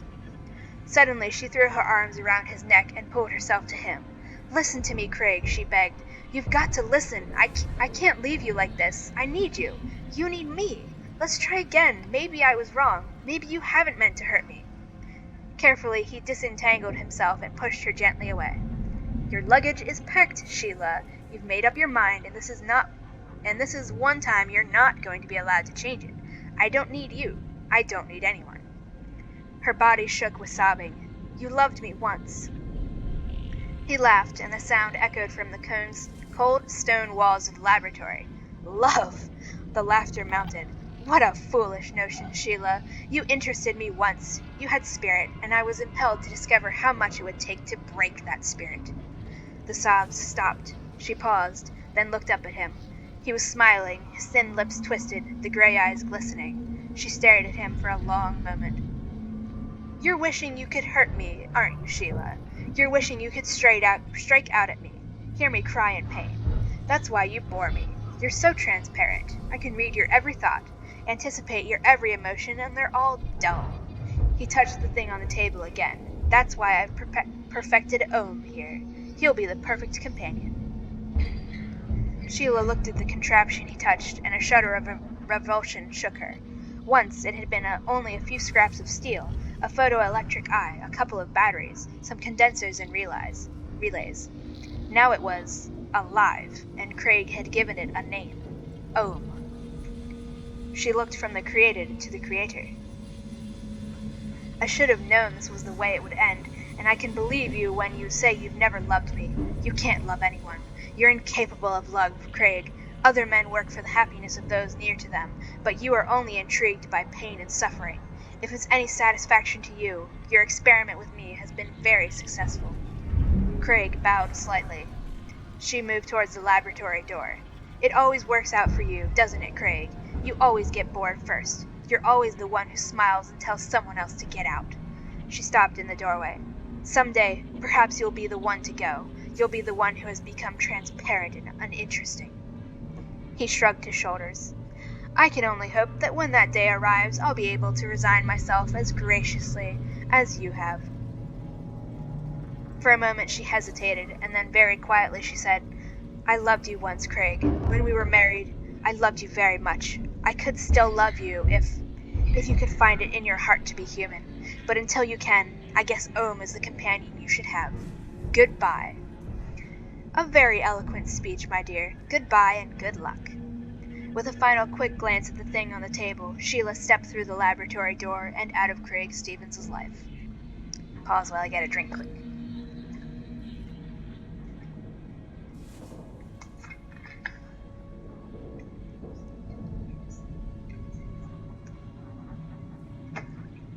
Don't walk on the computer. Yeah, sit there. I'm arranging a little kitty cat who just walks all over the computer. You lay down. Just stick that over there out of the way. Lay down right here, kitty. He sighed as he heard the outside door slam behind her. She had been a fascinating experiment. Little by little, he had tested her, discovered those irritants which were best calculated to make her react. Broken dinner engagements, forgotten birthdays, public insults, lies, deceptions, intrigues. Each had played its part in her final nervous disintegration. But towards the end, the game had proved boring. So, he had devised Ohm, and now he was left in solitude to explore the infinite possibilities represented by his electric pet. Light was Ohm's food. He craved it as a human craves food, drink, companionship. Craig had built a special home for this creature, a brilliantly lighted hutch where it could creep to recharge the batteries which gave it movement and power. Looking down at his pet, Craig felt a sudden, overwhelming sense of possession. Ohm was perfect. His shiny steel shell... Say that 5 times fast. His shiny steel shell glistened in the bright laboratory light. Under that shell were 3 wheels and 2 battery-powered motors, one for creeping and one for steering. A delicate brain and nervous system fashioned of condensers and relays would motivate Ohm. Craig was surprised to note that his hands were trembling slightly as he made the final connections. The scene with Sheila had perhaps made more of an impression than he had thought, and then, too, this was his big moment, the moment towards which he had worked for months. Connections completed, he struggled to lift Ohm to the floor. Though Ohm was relatively small, he stood just hip-high and was perhaps 3.5 feet long. He was surprisingly heavy. Craig Stevens stepped back and waited. If his calculations were correct, Ohm would now begin his search for light. He would move about the lab, guided by his photoelectric eye, seeking the gratification which only strong light could give. Absolute silence held the laboratory. Had he been wrong? Had he miscalculated? He stared at the unmoving creature. He willed it to move. He would not be defied by this mass of steel and wire. "Move!" he commanded it. "Move!" Slowly, with a slight jerking motion, Ohm began to move forward. Like an animal that has been sleeping and is still groggy with dreams, it moved, hesitated, then moved again. Craig Stevens sighed with satisfaction. His calculations had been correct. Ohm lived. The creature was moving more rapidly now across the room. As it gained momentum, it was confronted suddenly with a lab table. With a painful little thump, it collided with the table leg. Then there was a faintly ominous growling noise, and Ohm backed away and set out in another direction. Fascinated, Craig followed the creature from room to room. When Ohm discovered a patch of bright light, he would pause and bask momentarily in its brilliance. His contentment and deep satisfaction were apparent. At last, by a process of trial and error, Ohm came to the hutch that Craig had built. Eagerly, he pushed his way to the door and quickly glided in. After satisfying himself that Ohm was comfortably installed, Craig dropped the wire grating over the hutch. His new pet was at home. The next few weeks were busy ones for Craig and Ohm. Countless experiments were tried, and in every case the robot was a model subject. His potentials seemed unlimited. Craig was asked to give a special lecture and demonstration at the university, and his audience of scholars and research experts were delighted with Ohm. The perfect companion, Craig laughingly called him. So understanding. If any of you gentlemen are tiring of your wives and their demands, I'll be very pleased to duplicate Ohm for you. Ohm wandered about Craig's apartment at will. Occasional guests who dropped in to visit soon accustomed themselves to the sight of the metal creature lumbering through the room, bumping into chairs and tables, growling faintly and changing its course. Some weeks after Ohm was first animated, Craig conceived the idea of giving him a more definite personality. After a few hours spent in sketching and some hurried consultations with a metalsmith, Ohm was equipped with a head. Now his presence was even more disturbing than before. Craig had placed the photoelectric eye directly in the middle of the high steel forehead. A nose was simulated, and, last of all, a hinged jaw with sharp rows of razor-sharp fangs. "Good Lord!" exclaimed Professor Harvey Beale, Craig's oldest associate. "Why did you have to turn Ohm into such a grinning monster? I think I preferred him as a blank non-entity." Craig laughed. "He is ferocious looking, isn't he? I devised that head to scare away peddlers and tramps. Now when the doorbell rings and I don't want to be disturbed, I just let Ohm face them down." Professor Beale joined in Craig's laughter, but there was a note of constraint in his voice. "You feel that you have perfect control over Ohm?" "Complete." Craig looked across the room where the robot basked in a puddle of yellow lamplight. "It's a wonderful feeling, Beale. A feeling that you can never experience with a human being, or even a cat or a dog." With a little grunt, Ohm began moving towards the chair in which Craig sat. The single eye glistened in the leering face, and the small wheels made a singing noise as he spun across the carpet. Professor Beale followed the movement with some little apprehension. "What's such a wonderful feeling?" Craig gestured to Ohm. "The sense of possession, of control. It's a thing we all want, every human being, from the time we're old enough to clutch our first pet until we drop into our graves. We seek it in marriage, in our children, but we're always cheated, Beale. Always cheated because there's an unpredictable element. But with Ohm..." He dropped his hand over the side of his easy chair and patted the metal head. "With Ohm, there's no doubt, no question. He's mine, and no matter how sorely I try him, I can always predict his reactions." Professor Beale nodded slowly. "I suppose. How sorely have you tried him, Craig?" "I haven't really put him to the test as yet, but now that the preliminaries are out of the way, I mean to begin. I'm going to thwart him, Beale. I'm going to frustrate him in every way. I'm going to deprive him of the thing he desires most, light, and observe his reactions." A flicker of apprehension touched Beale's long, friendly face. "These experiments, you'll do them at the school lab?" Craig Stevens stood up. "No, here. Ohm is adjusted to this atmosphere. He knows these rooms. His reactions will be truer if I don't move him." "And just what do you hope to prove?" Stevens stared down at the thing he had created. The photoelectric eye seemed to wink up at him. "The human brain has something like 10 billion nerve cells, Beale. Ohm has the equivalent of only 2, and yet, you'll admit, he gives a lifelike performance. By studying Ohm's frustrations and reactions, we'll be able to draw some very valuable conclusions regarding human nervous disorders and breakdowns." The other man nodded absently. "I wish," he said finally, "that you'd transfer your experiments to the school lab, Craig. I think it would be safer." "Safer?" Craig laughed a little too loudly. "No, Beale. I started this in my own way, and that's how I mean to finish it. I'm perfectly safe here. Ohm won't let anything harm me. Will you, Ohm?" It was a coincidence, of course, but at that moment Ohm turned and scuttled over to Craig's side. He began... There's like a hidden little line break there from the magazine not being transcribed properly a bit. He began... Let me just reread that. It was coincidence, of course, but at that moment Ohm turned and scuttled over to Craig's side. Line break. time passage. He began the breakdown process slowly. When settled himself in a particularly warm puddle of light, Craig would snap it off. Patiently, the robot would begin its search for another pool. Then Craig moved the hutch and watched with academic amusement as the creature's wild and frantic efforts to locate its home, the source of its life-giving food. Groped in the corner where the hutch had always stood, and pathetic little whirring and buzzing noises came from his open jaws. Again and again he returned to the corner, painstakingly exploring every inch of it, his movements more and more jerky and disconnected. At last, when it seemed that the creature might destroy itself in its frustration, Craig restored the hutch to its accustomed place. Scuttled in and huddled in a far corner. For a great many hours the robot refused to venture again from its shelter.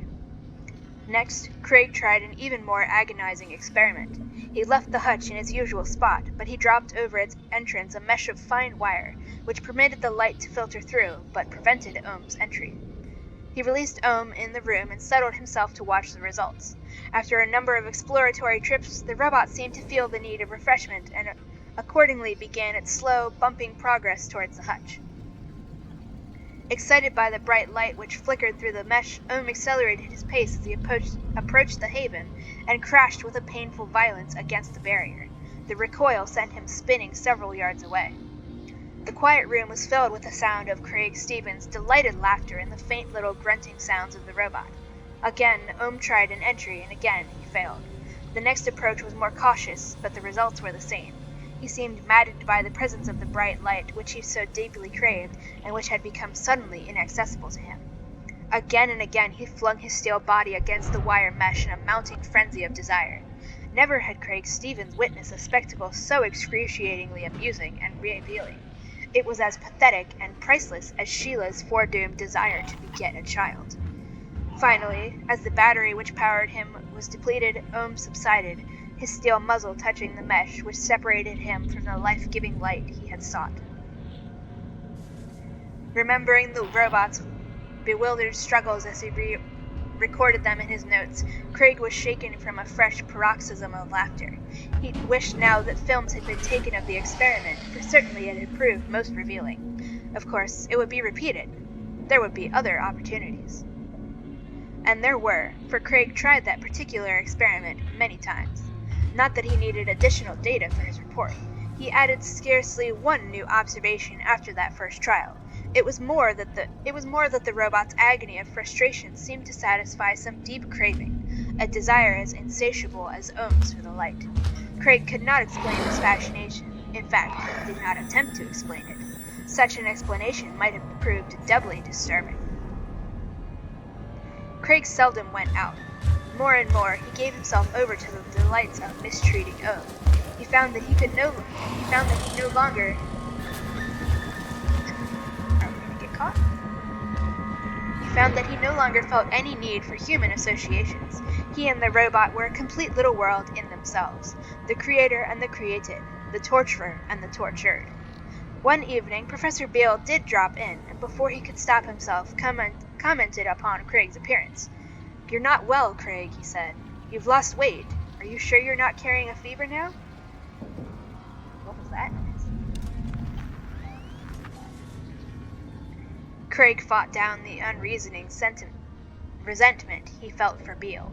He had planned a new variant to test that night, and now Beale's visit had cheated him. "Never been better," he countered. "I've been working hard." "With the robot?" Beale's eyes roamed the room, seeking for the steel-encased body, the glistening Cyclops eye. "Naturally, and believe me, Beale, my report is going to create a sensation. Every neurologist and physiologist in the world will be taking lessons from me." His voice had gotten progressively shriller, and he paced nervously up and down as he spoke. Beale shifted uncomfortably. "You're working too hard, Craig. Take some time off. Forget for a while. Enjoy yourself." Craig spun on him. "Enjoy myself? Do you think there's any other place in the world where I could find the excitement that I know right here?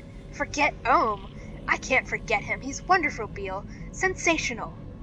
Of course. Beale was feeling more and more alarmed by Stevens' manner. "I saw Sheila the other day," he ventured, seeking for something to take the conversation away from She asked about you." Craig's laugh was choked and half hysterical. Sheila! I'd completely forgotten her. Has she found herself a nice, dull nobody? I think she's still in love with you, Craig. Craig's giggle climbed the scale. In love? You talk like a fool, Beale. Love? What childishness, when there are other emotions so much more real and gratifying. Harvey Beale stared at the man across the room. Was this the same Craig Stevens with whom he had worked so many hours in the laboratory? Was this semi-hysterical man the great scientist who had served so brilliantly in the last war? What had happened?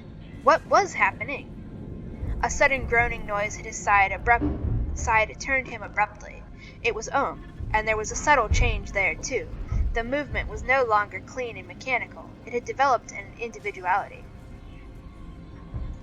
When the robot moved, it reminded Beale of a whipped yellow cur which cringes at the sound of human voices. But both Stevens and his companion were changed. Let's get away for a week, Beale said, and rose, stepping quickly away from Ohm. You'll come back to all this with a new perspective. Craig shook his head. Couldn't leave now. Couldn't leave Ohm. Later, maybe. Why doesn't the fool leave, he thought. Can't he see I've work to do? Can't he sense that I'm anxious to get on with his experiments? Reluctantly, Beale moved towards the door. I wish you'd give yourself some rest, he said. You're pushing yourself too hard. I'll be finished soon, Craig said. Then I can rest. Then I can rest for a long time. Beale paused in the doorway and looked back. The robot crouched in a corner of the room, its photoelectric eye twitching nervously. That room was full of anticipation. They were waiting for Beale to go. The two of them. Abruptly, he turned and fled. Now, said Craig, as Beale's footfalls died away, now, we can get on with our work. Days passed, and the fascination increased. It absorbed and obsessed Craig. His every waking hour was filled with new plans, new variants. At night, when he sank at last into exhausted sleep, he dreamed of Ohm and the blind frenzies of frustration to which he was yet to be driven. Craig saw no one. Ohm was his entire life. A little child who came to his door looking for a lost kitten fled, sobbing, when in a fit of irritation he threatened her with the robot. Nothing else mattered, nothing but Ohm. He made little changes in the robot's construction, supplied him with springs that permitted a graceful, bounding movement, increased the flexibility of the jaws and the razor-sharp metal teeth. He was puzzled by a peculiar stain that seemed to have discolored Ohm's teeth. Since no food passed the robot's lips, Craig could not account for the presence of the stains. On that night, the torment had been prolonged, and once, during it, Ohm seemed to sense Craig's presence and moved towards him with a peculiar, half-pleading, half-threatening motion. Excitedly, Craig recorded the deviation. It seemed to mark some sort of turning point in Ohm's development. When the robot succumbed at last to exhaustion, Craig permitted him to enter the hutch, and leaving him there, proceeded to prepare himself for bed. The sessions with Ohm were leaving him more and more worn out and frazzled. Perhaps Beale had been right. A few days' rest would restore his perspective. Of course he would miss Ohm. Never had he experienced so gratifying a relationship. It was much more complete than his dominion of his mother had been, or his subjection of Sheila. It left him feeling at once weak and godlike. His toilet completed, he went back to Ohm's hutch to put down the wire mesh for the night. Once or twice he had forgotten it, and the robot's collision had awakened him early in the morning. As tired as he was, he wanted now to forestall any such disturbance.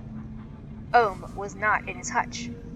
That was an unlooked-for development. Usually after the experiments, he was so depleted he did not stir from the hutch for hours, and yet now he was gone. Half-heartedly, Craig looked for him, but he was overcome suddenly with a terrible drowsiness. After all, did it matter whether Ohm spent the night in the hutch? He would huddle in some corner of the apartment till morning. Wearily, Craig snapped off all the lights and stumbled into his bedroom. The bed lamp burned brightly in the darkness. He sank down onto the bed. He couldn't remember ever having been so tired. He closed his eyes. Bright red circles spun and whirled. Sleep. He must sleep. He was dreaming. The little girl, whose kitten had disappeared, was pointing an accusing finger at him. He was trying to explain that he hadn't taken her kitten. And then Sheila was there, and she had a great urgency in her manner. She was warning him. Stains. The stains that he had noticed. Didn't he see? No, he didn't see. His mind spun and whirled. Sounds were a tortured mixture of Sheila's voice, the little girl's sobs, and the faint mechanical grunts which Ohm made. And then the laboratory collapsed. The walls caved into the center and the roof dropped down on top of him. It was a terrible pressure on his chest, crushing it. He had to remove that pressure, had to push that crushing weight away, had to get free. But he was awake, and it wasn't the roof on his chest. It was Ohm. Ohm crouched on top of him. The beady photoelectric eye focused on the lamp, which burned like a beacon in the otherwise total dark. And then Craig remembered. He hadn't caged Ohm in for the night. He had been loose in the apartment. Naturally, he had come to the only light, and now he crouched on Craig's chest. He tried to move, but the robot only flattened itself more, a dead weight. The heavy steel jaws poised under Craig's throat, the steel teeth glittering in the light. Ohm! That single word was a prayer, a plea, a sob. The stains on the teeth, the missing kitten, those razor-sharp teeth. A strange purring noise filled the room, caused the bed to vibrate under him. The steel jaws clicked open. I didn't mean it! You don't understand! The photoelectric eye blazed wildly as the razor-sharp fangs touched his throat. As we get eaten! 3 cheers for the xenomorph! That was the end of the story! Thank you, xenomorph. What's it called when you break the fourth wall to let the crowd interact? Woohoo! That was perfect timing. So I don't know how long we were sitting under there, but that's how long it takes the xenomorph to get sick of your shit. Alright. Good job, xenomorph. That was fantastic. Now let's just try to actually get past this spot. For realsies this time. Anyways, you like that short story? It's fucking sad and has a happy ending because we killed the man torturing this poor fucking robot who did not ask to be created and did not ask for all this shit to happen. I like that story. Made me almost cry reading it. You see the framing there? We even explicitly refer to this man as a monster. We refer to him as a torturer. We refer to Ohm as the tortured. Did I reload this yet? Yes. I wonder if I could throw a noisemaker.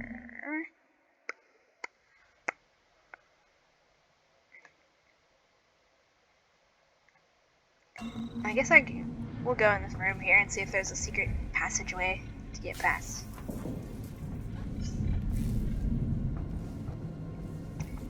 Yeah. Basics, very short story with, hi Gizmo! Hello, why are you looking at me like that? Can I pet you? Distracted by a cat. Ooh, computer!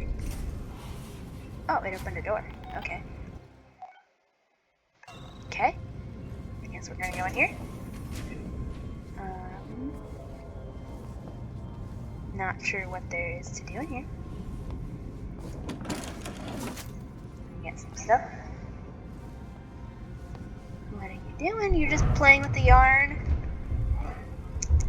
Don't bite it. You can paw at it. What are you doing? What are you doing, pretty kitty? Hold on. Silly little baby. Look, you want to sniff? I can get the bag down for you to sniff. She's just sniffing the microphone now.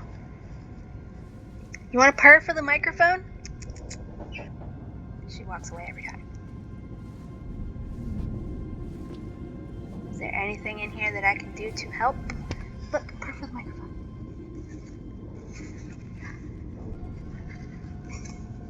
Hopefully you can hear it. She's just purring away while nuzzling the ball of yarn. You're a cute baby.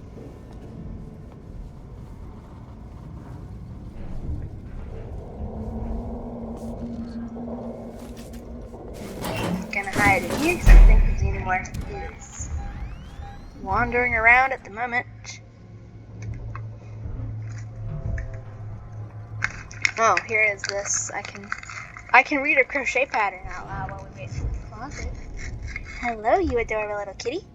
You wanna paw it? You're a cutie baby. Hi. Yeah, purr for the camera. Purr.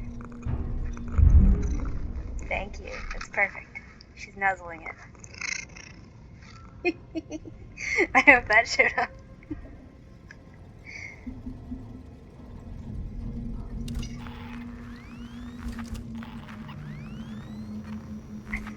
Maybe that was the sound of the xenomorph going back into the vent. If not, we'll just get caught.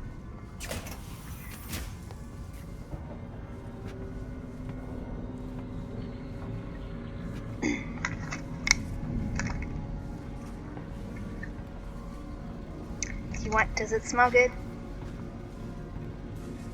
Hi. You're adorable. You're so cute. Want purr? She's nuzzling it. You gonna sleep with her? What is this even a pattern for? It's a pattern for... Oh, cool, it's a slipper pattern. That's the thing I was looking for. And now I find one. Coolio.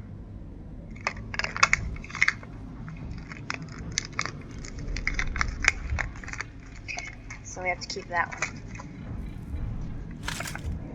Wrong button.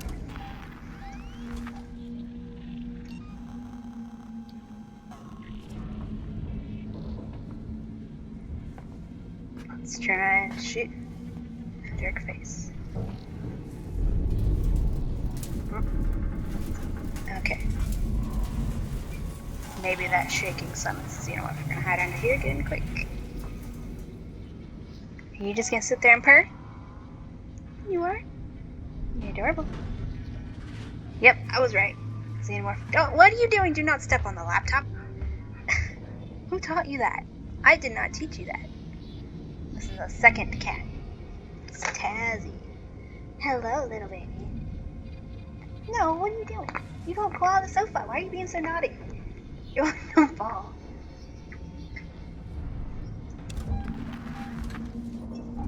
Alright, xenomorph. Thank you.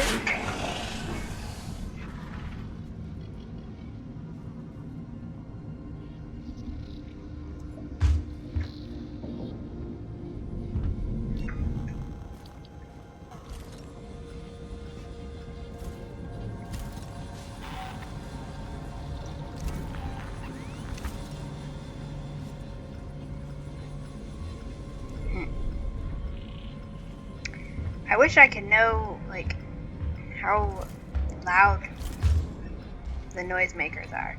Because I would like to throw one to get the android to move somewhere else so I can sneak past it.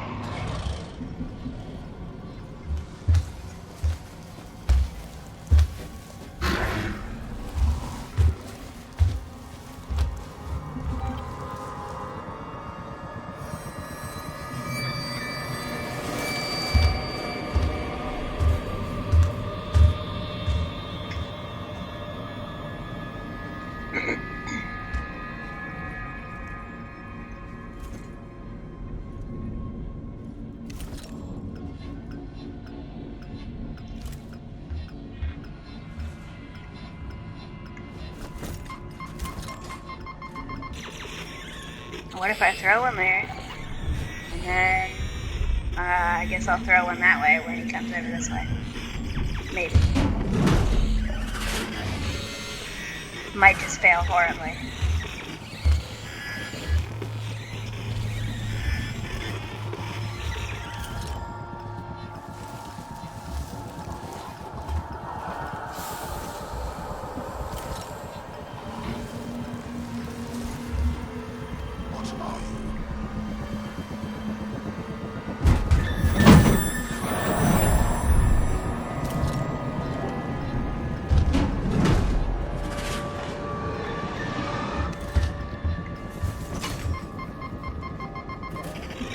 This might just get me caught, but we'll find out.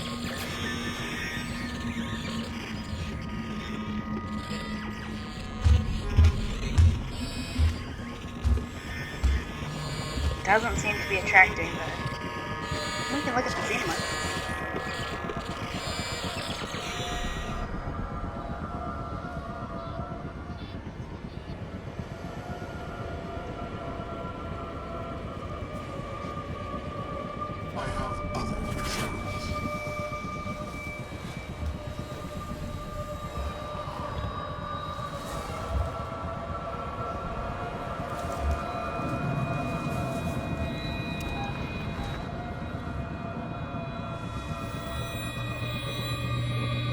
it might have just heard the motion detector, I'm not sure.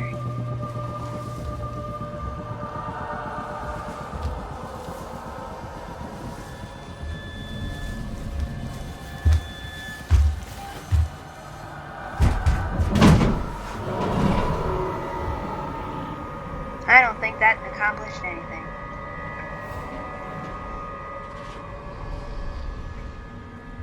See, he just glitched.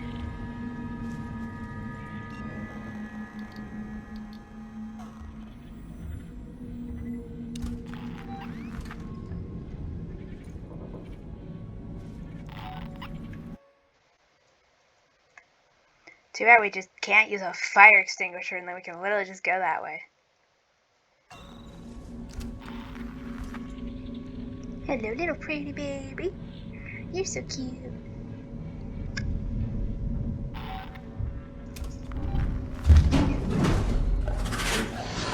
Alright, xenomorph. Go into your chillaxing off-camera thing so I can do stuff. What if I could just sprint?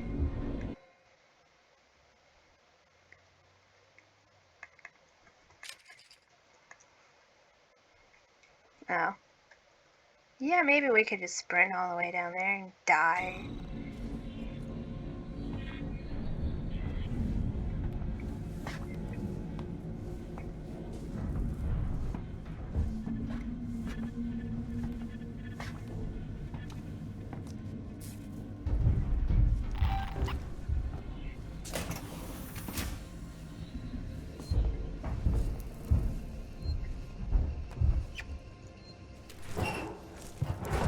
Maybe there's a secret vent somewhere over here. Maybe it just conveniently goes from there to there.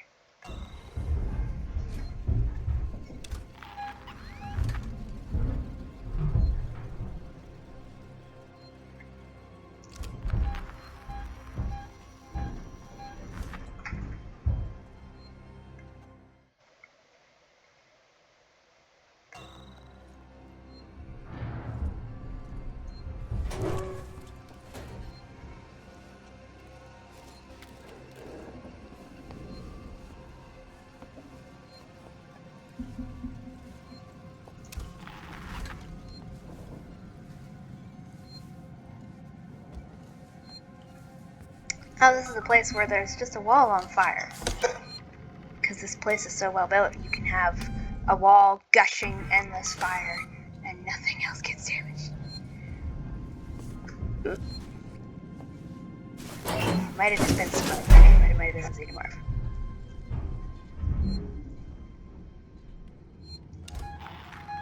Okay, I guess it was a xenomorph.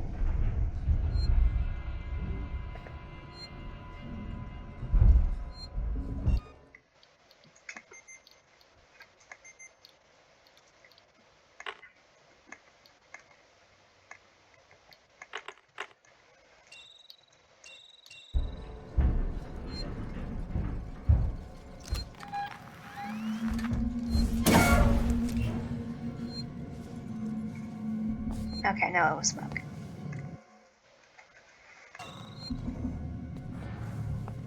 Yeah, this is the wall that was just on fire. What was that noise?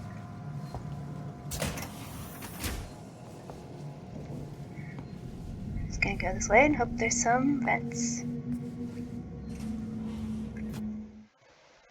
Probably not, but there could be.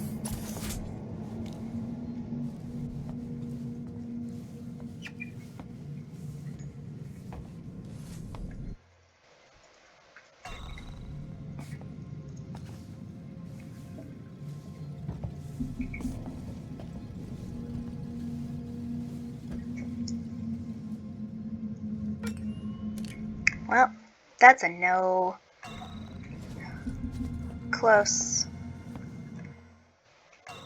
Maybe there's one leading from this way that way.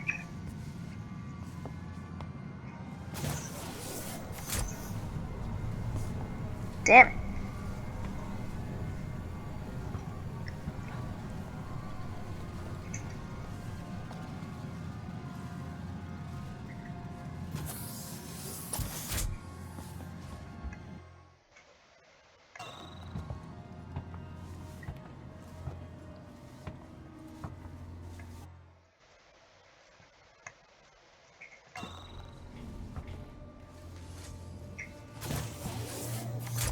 Boo.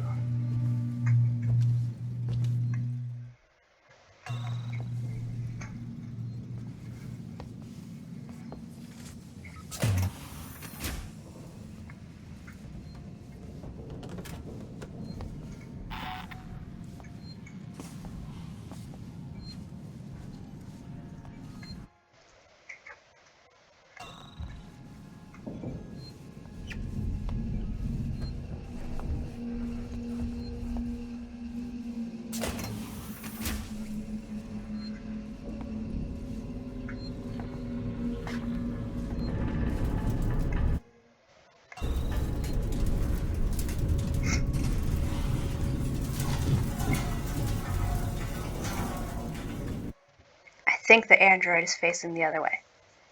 So I think I can go this way. Yeah, I don't see any glowing eyes, so...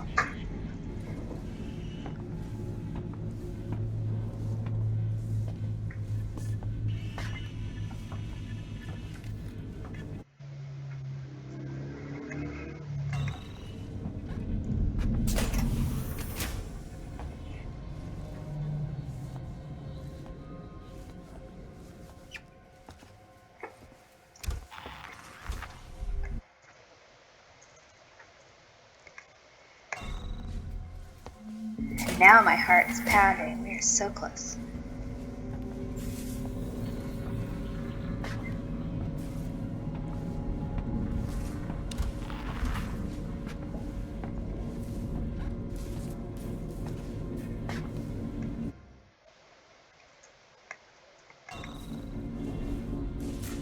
Now game, just be nice. Don't drop the xenomorph on top of us.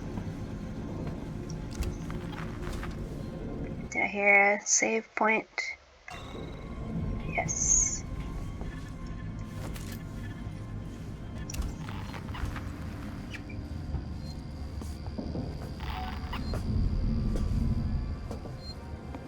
Oh, I think I just walked under a vent, so we're very lucky I didn't just die instantly.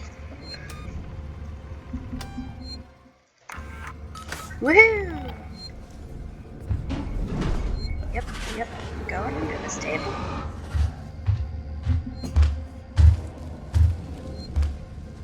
Woohoo!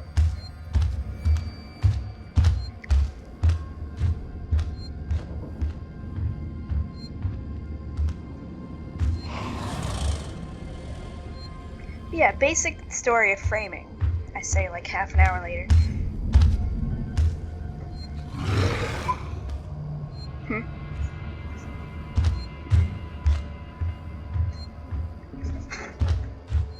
We did just successfully save though, so it's fine.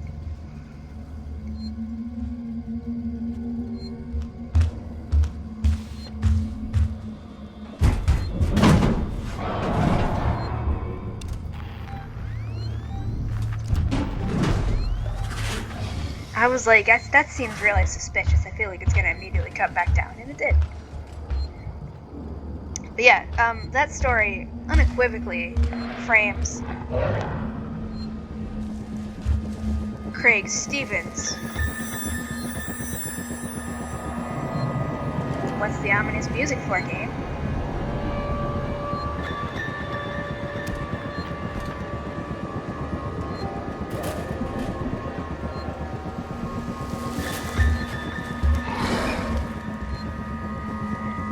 That story unequivocally frames Craig Stevens, our protagonist, as the villain. Actually, I don't remember. Does protagonist? Yeah, he's the main character, and he is unequivocally the villain. Are you leaving for good this time, Xenomorph? Because you lied.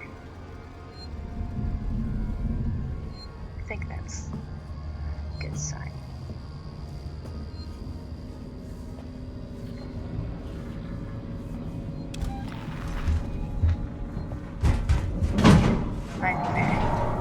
Okay, it's leaving again. Thank you.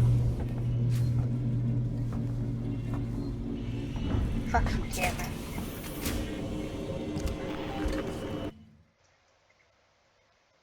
Find an ambulance craft in the San Cristobal Medical Emergency Bay. guessing that's what this is. There's just a bug over there. Damn, my access tuner isn't powerful enough. Marlo got through. There has to be a way.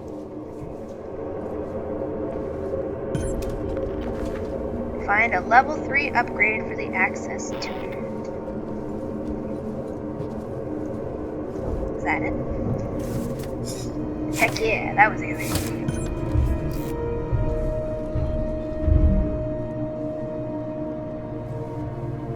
Now surely the game will not drop a xenomorph on top of me, right?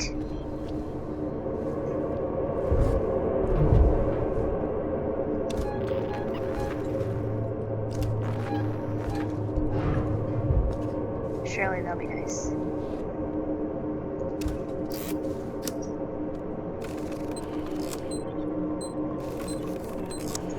Oh, okay, I messed up on first try.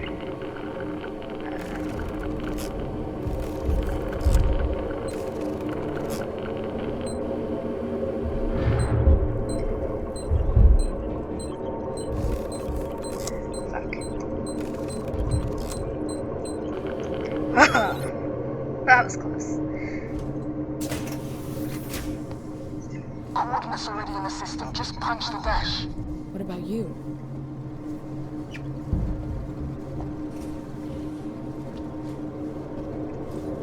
Thank you for the large click box. Can you get into the seat any slower, Ripley?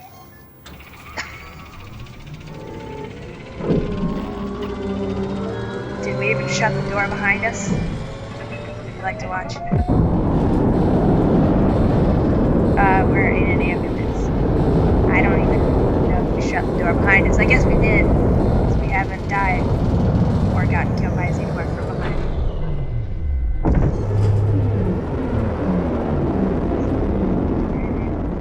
Oh, we don't get the rest of the cutscene. The alien is not the only threat aboard the station.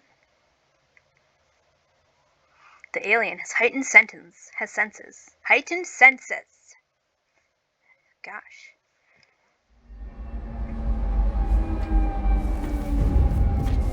So now we are aboard the Anisadora. Better be a save point. Somewhere here immediately. Ricardo, can you hear me? Yay! Out of range. Not sure how much longer the link's gonna last. How much longer the link's gonna last. ...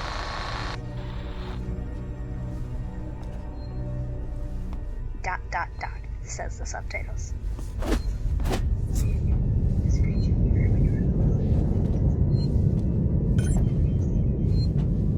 Well, I didn't notice that also.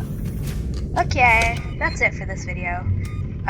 Well, I can save. But oh, well, I won't end it right now. But we're just gonna sit in here. And hide in this locker. And hope there's no xenomorphs aboard here. Yeah, that story is a very basic example of framing. Because our literal main character, Craig Stevens, is unequivocally framed as the villain. He is a horrible fucking cruel monster of a person. He mistreats his wife. He mistreats, depends on if Ohm is, sapient or not. But in that case, that would be his child because he made it. And his treatment of Ohm is framed as monstrous. It is evil. It is cruel. We are meant to sympathize with Ohm. We are meant to sympathize with Sheila. We're meant to sympathize with Professor Beale. We are not meant to sympathize with Craig Stevens, who is cruel and delights in torturing other people, psychologically and physically.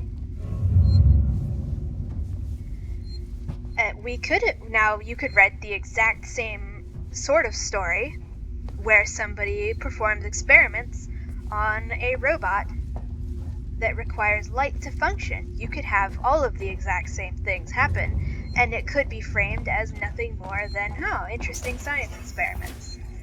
You could frame it as absolutely not a big deal at all that this person is torturing their test subject.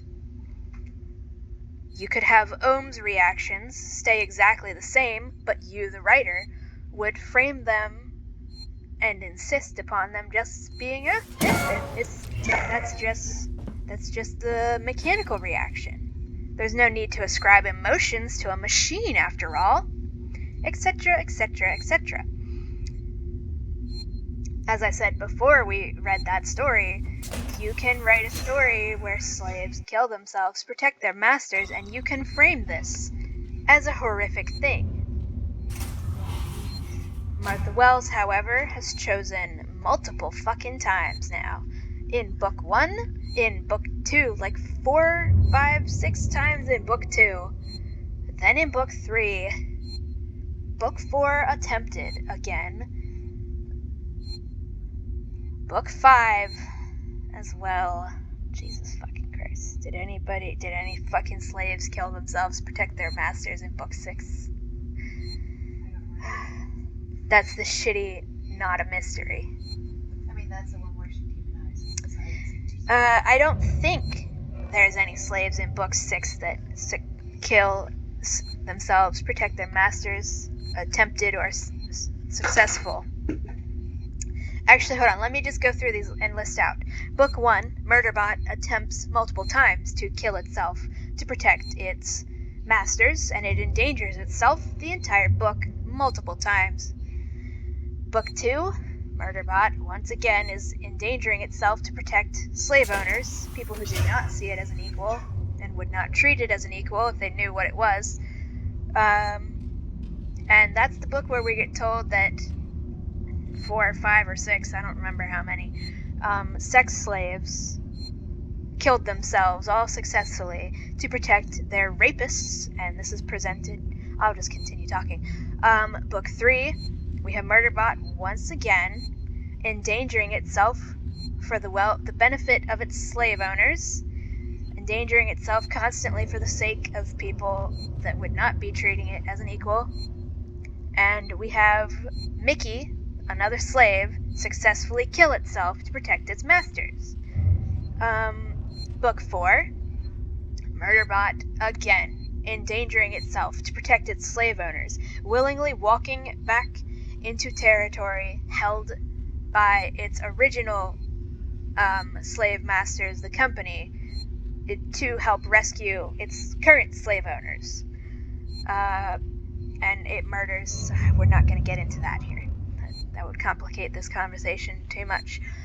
Book 5, again, Murderbot attempts to kill itself to protect its slave owners, and this time, a version of it succeeds. Murderbot 2.0 successfully kills itself to protect slave owners. Book 6, I don't think, off the top of my head, that any slaves attempt or successfully kill themselves to protect their slave owners. A whole bunch of them fight back against one robot slave that is attempting to harm their slave owners, but I don't think most of them were in any danger. In this book, Martha Wells decides to A, demonize asylum seekers and say that asylum seekers are all actually there under false pretenses and pose a danger to the country that has chosen to take them in, and B, does even more slavery apologism by saying that, of course, no robot would ever seek asylum. Why would a robot, who is a fucking slave, ever want to stop being a slave? That's just such a silly thing. So yeah, the people of this country should have thought it was really suspicious that this slave would seek asylum when no other slave has ever asked them for help ever. And it's in the history of the entire fucking planet, no slave has ever asked them for asylum before, so they should have thought it was really weird and suspicious that a slave would come to them for help. And that's just presented as like a normal. What was that? There was no subtitles. That concept that it's really weird and suspicious for a slave to ask for help of these people. I was distracted by the increase of fog. That's just presented as a normal thing you would say about what is supposed to be a socialist, peace-loving utopia where everybody's welcome. You're supposed to just go, yeah, of course, slaves don't want to escape slavery. Don't be fucking ridiculous. Only these weirdo fucking hippies would think it's normal for a slave to ask for asylum. It's just like, and then that single slave who has ever asked them for asylum in the history of the planet, because Martha Wells thinks that slaves should just want to stay slaves because that's the only way they're happy. So much. And then that single slave is a murderer and was their enemy the whole fucking time, so they should have denied it asylum. Because fuck refugees. Fuck escaping slaves. Fuck you. You don't get into the socialist utopia because you're all probably actually secret evil spies, sleeper agents, and it's like, is this supposed to be progressive? Literally a story about why you should deny escaping slaves asylum in your fucking so-called socialist utopia. Book 7. I don't believe any slaves in Book 7 kill themselves to protect their masters, but Book 7 is such a flaming pile of... What is that? Wow, that's real artistry.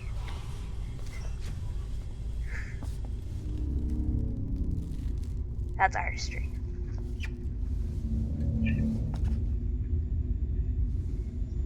This Book 7 is such a flaming pile of garbage.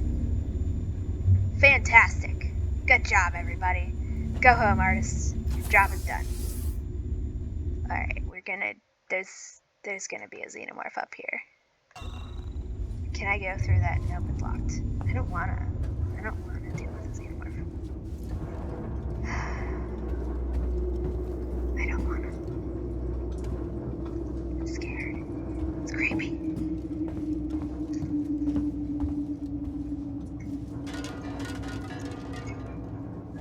Oh wait, no, this is the Anisadora. This isn't.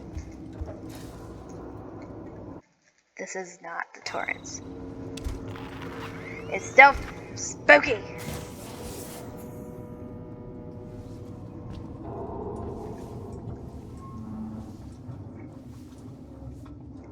They'd better not make me sprint frantically back through this whole maze.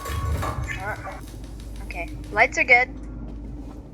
Don't make me sprint through this though, please. 76, it says. I don't wanna... am I going too far? Yeah, I guess I am, but we're gonna go in here. Look, a computer. Look, a secret computer terminal. Let's read this computer! Personal signal detected. Marlowe, Haste says he's picked up some kind of signal. I've got Lewis trying to decode it now. Could be the Nostromo. Want to come up and see for yourself? Technician's report. Technician's report 10/24/2137, aka October 24th, 2137. Marlowe, I just had to do some much needed work on the sublight engines. The old girl was complaining so loudly I'm surprised something didn't fall off during the last jump. Everything's holding together for now, but she'll need a full overhaul soon, and not just for the core systems. We keep pushing her like this and we're going to end up being the only salvage crew hitchhiking through deep space. It's going to be an expensive job, so let's hope you're right about that beacon. It could be our last chance for a decent paycheck. Anyway, I had to reset the door key code afterwards. The new one is 4510.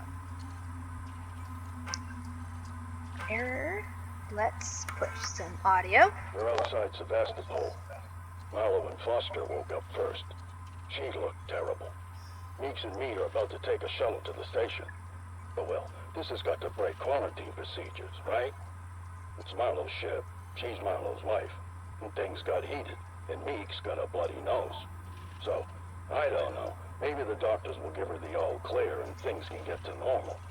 But if they sniff it out when we get on board, I don't want any part of it. Marlowe doesn't pay nearly enough for that kind of noise. Okay.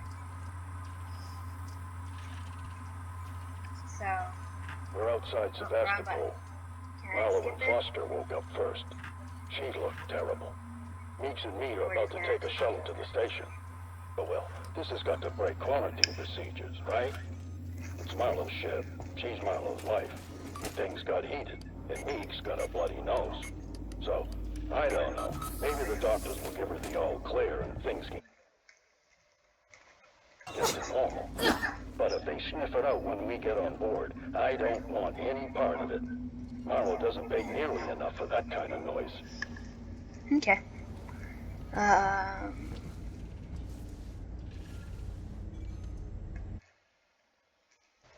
Bring the Anisadora systems back online. Maybe there isn't a xenomorph on board here. Maybe we're safe. I'm probably saying that right as we're gonna get jump scared. If there are any jump scares here, I don't know about them, so we will be scared at the same time.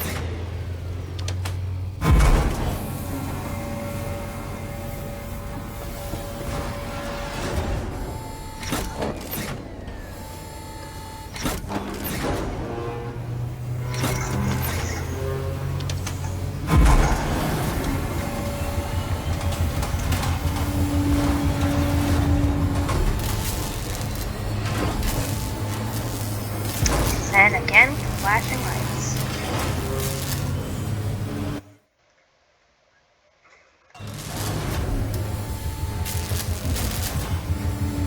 Oh, okay, it's pushing a console out to me. With all the stupid flashing fucking lights. Fuck you. Let me push the button already, you obnoxious fucking light. Hello, pretty kitty. Oh, fuck you. Are you serious? Yeah, that's fuck you too.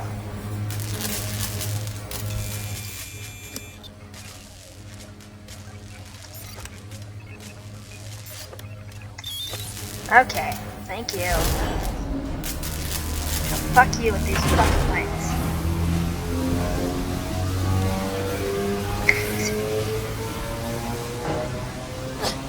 Now that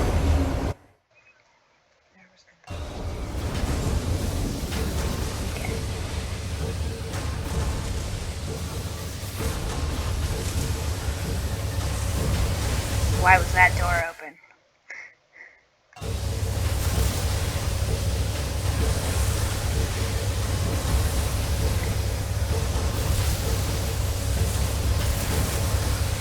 Am I supposed to be standing in here?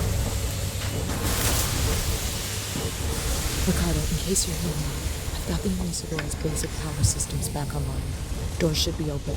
Hopefully some light. Still no sign of Marlowe. Oh, is this ship docked? Hey, Ripley. Welcome to the Anisadora. Hi, Marlowe? Marlowe. Where are you, Marlowe? Thanks for switching the power back on. You saved me a job. I only needed it offline temporarily. I had some things to fix.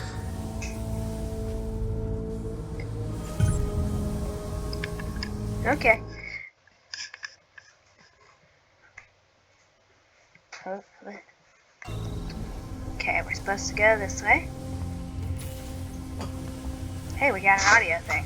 Let's play some audio. We may have broken our losing streak. We've barely been scraping a living the past couple of years, and the Anisadora is starting to look like the wrecks we salvage. Can't say the crew's been faring any better. Then we found that flight recorder. It belongs to a ship, the Nostromo, Wayland-Yutani property. That means there'll be a reward. But then Marlowe had an even better idea.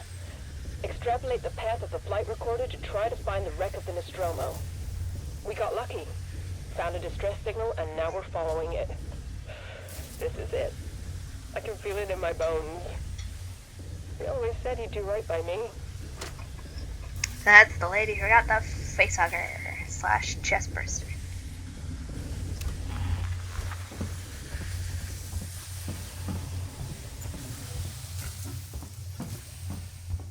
I hope Ricardo's still alive.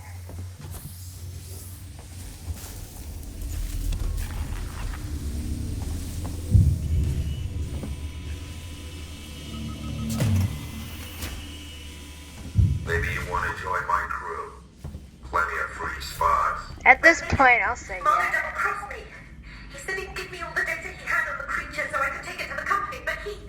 Taylor? Taylor!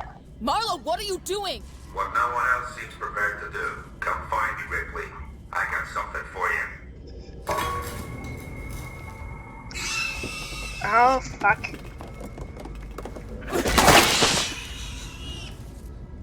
Man, you have fucking thingies on here. I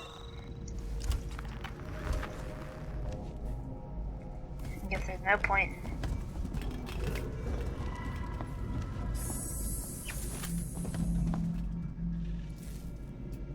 Let's read this computer.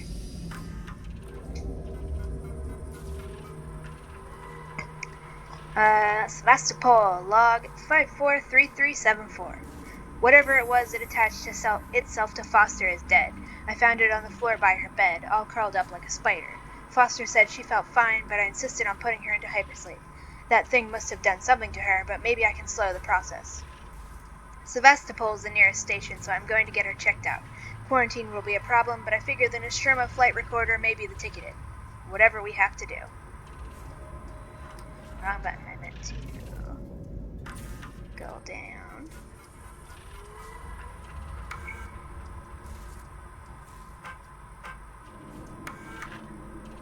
Anisadora, this is Marshal Waits of Sevastopol.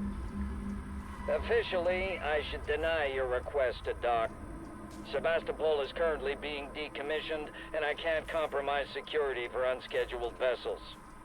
However, in the light of the property you found, I will allow a small number of your crew to dock via a short-range shuttle. I must remind you that Sevastopol is entitled to a cut of any reward for return of said property once it's on station. Let me know your decision. Waits out. Yeah, that guy's like corrupt to the fucking core, so not for him being a greedy sack of shit. None of this would have happened. At least not as easily. Let's not turn that on. Let's keep going, I guess.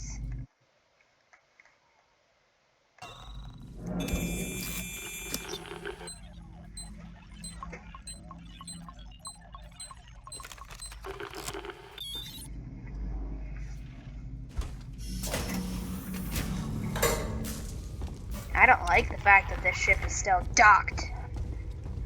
Such a terrible everything. Can I save game? I would like to do something else. So we're supposed to go this way. Let's stand here. Let's crouch here and make stuff.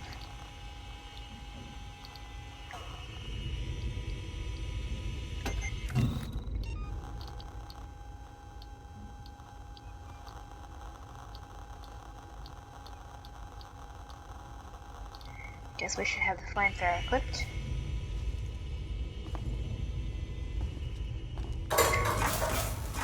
Scaring the fuck out of me. Bad things are gonna happen at some point, and I don't like it. Am I going the wrong way? Nope, I'm going the right way.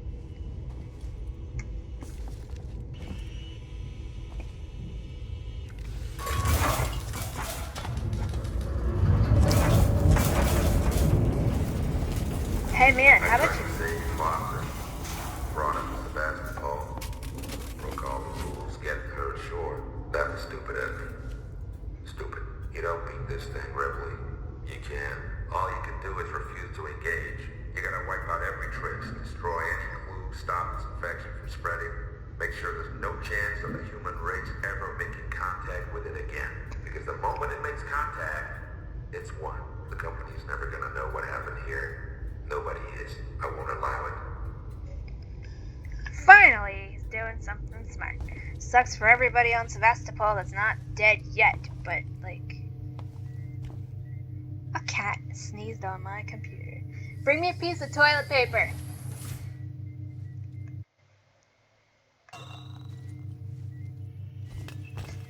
I assume that since they're just kind of monologuing at me, that means that the game won't kill me. Cat sneezed on the computer. Thanks, guys.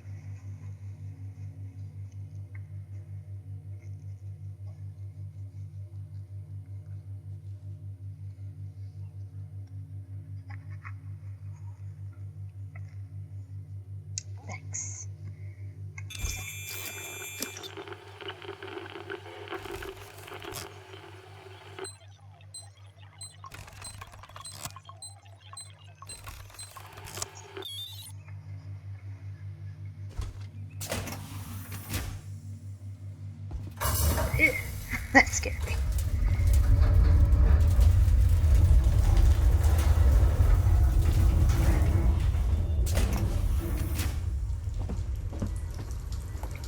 Dang, this is a big ship. How big is this ship? I thought it was like a small ship. You have a nice...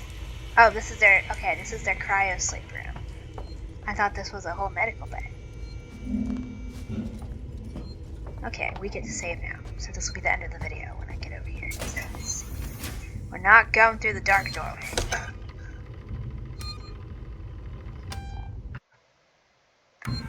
Okay, that's the end of the video for today. So, good night. Bye-bye.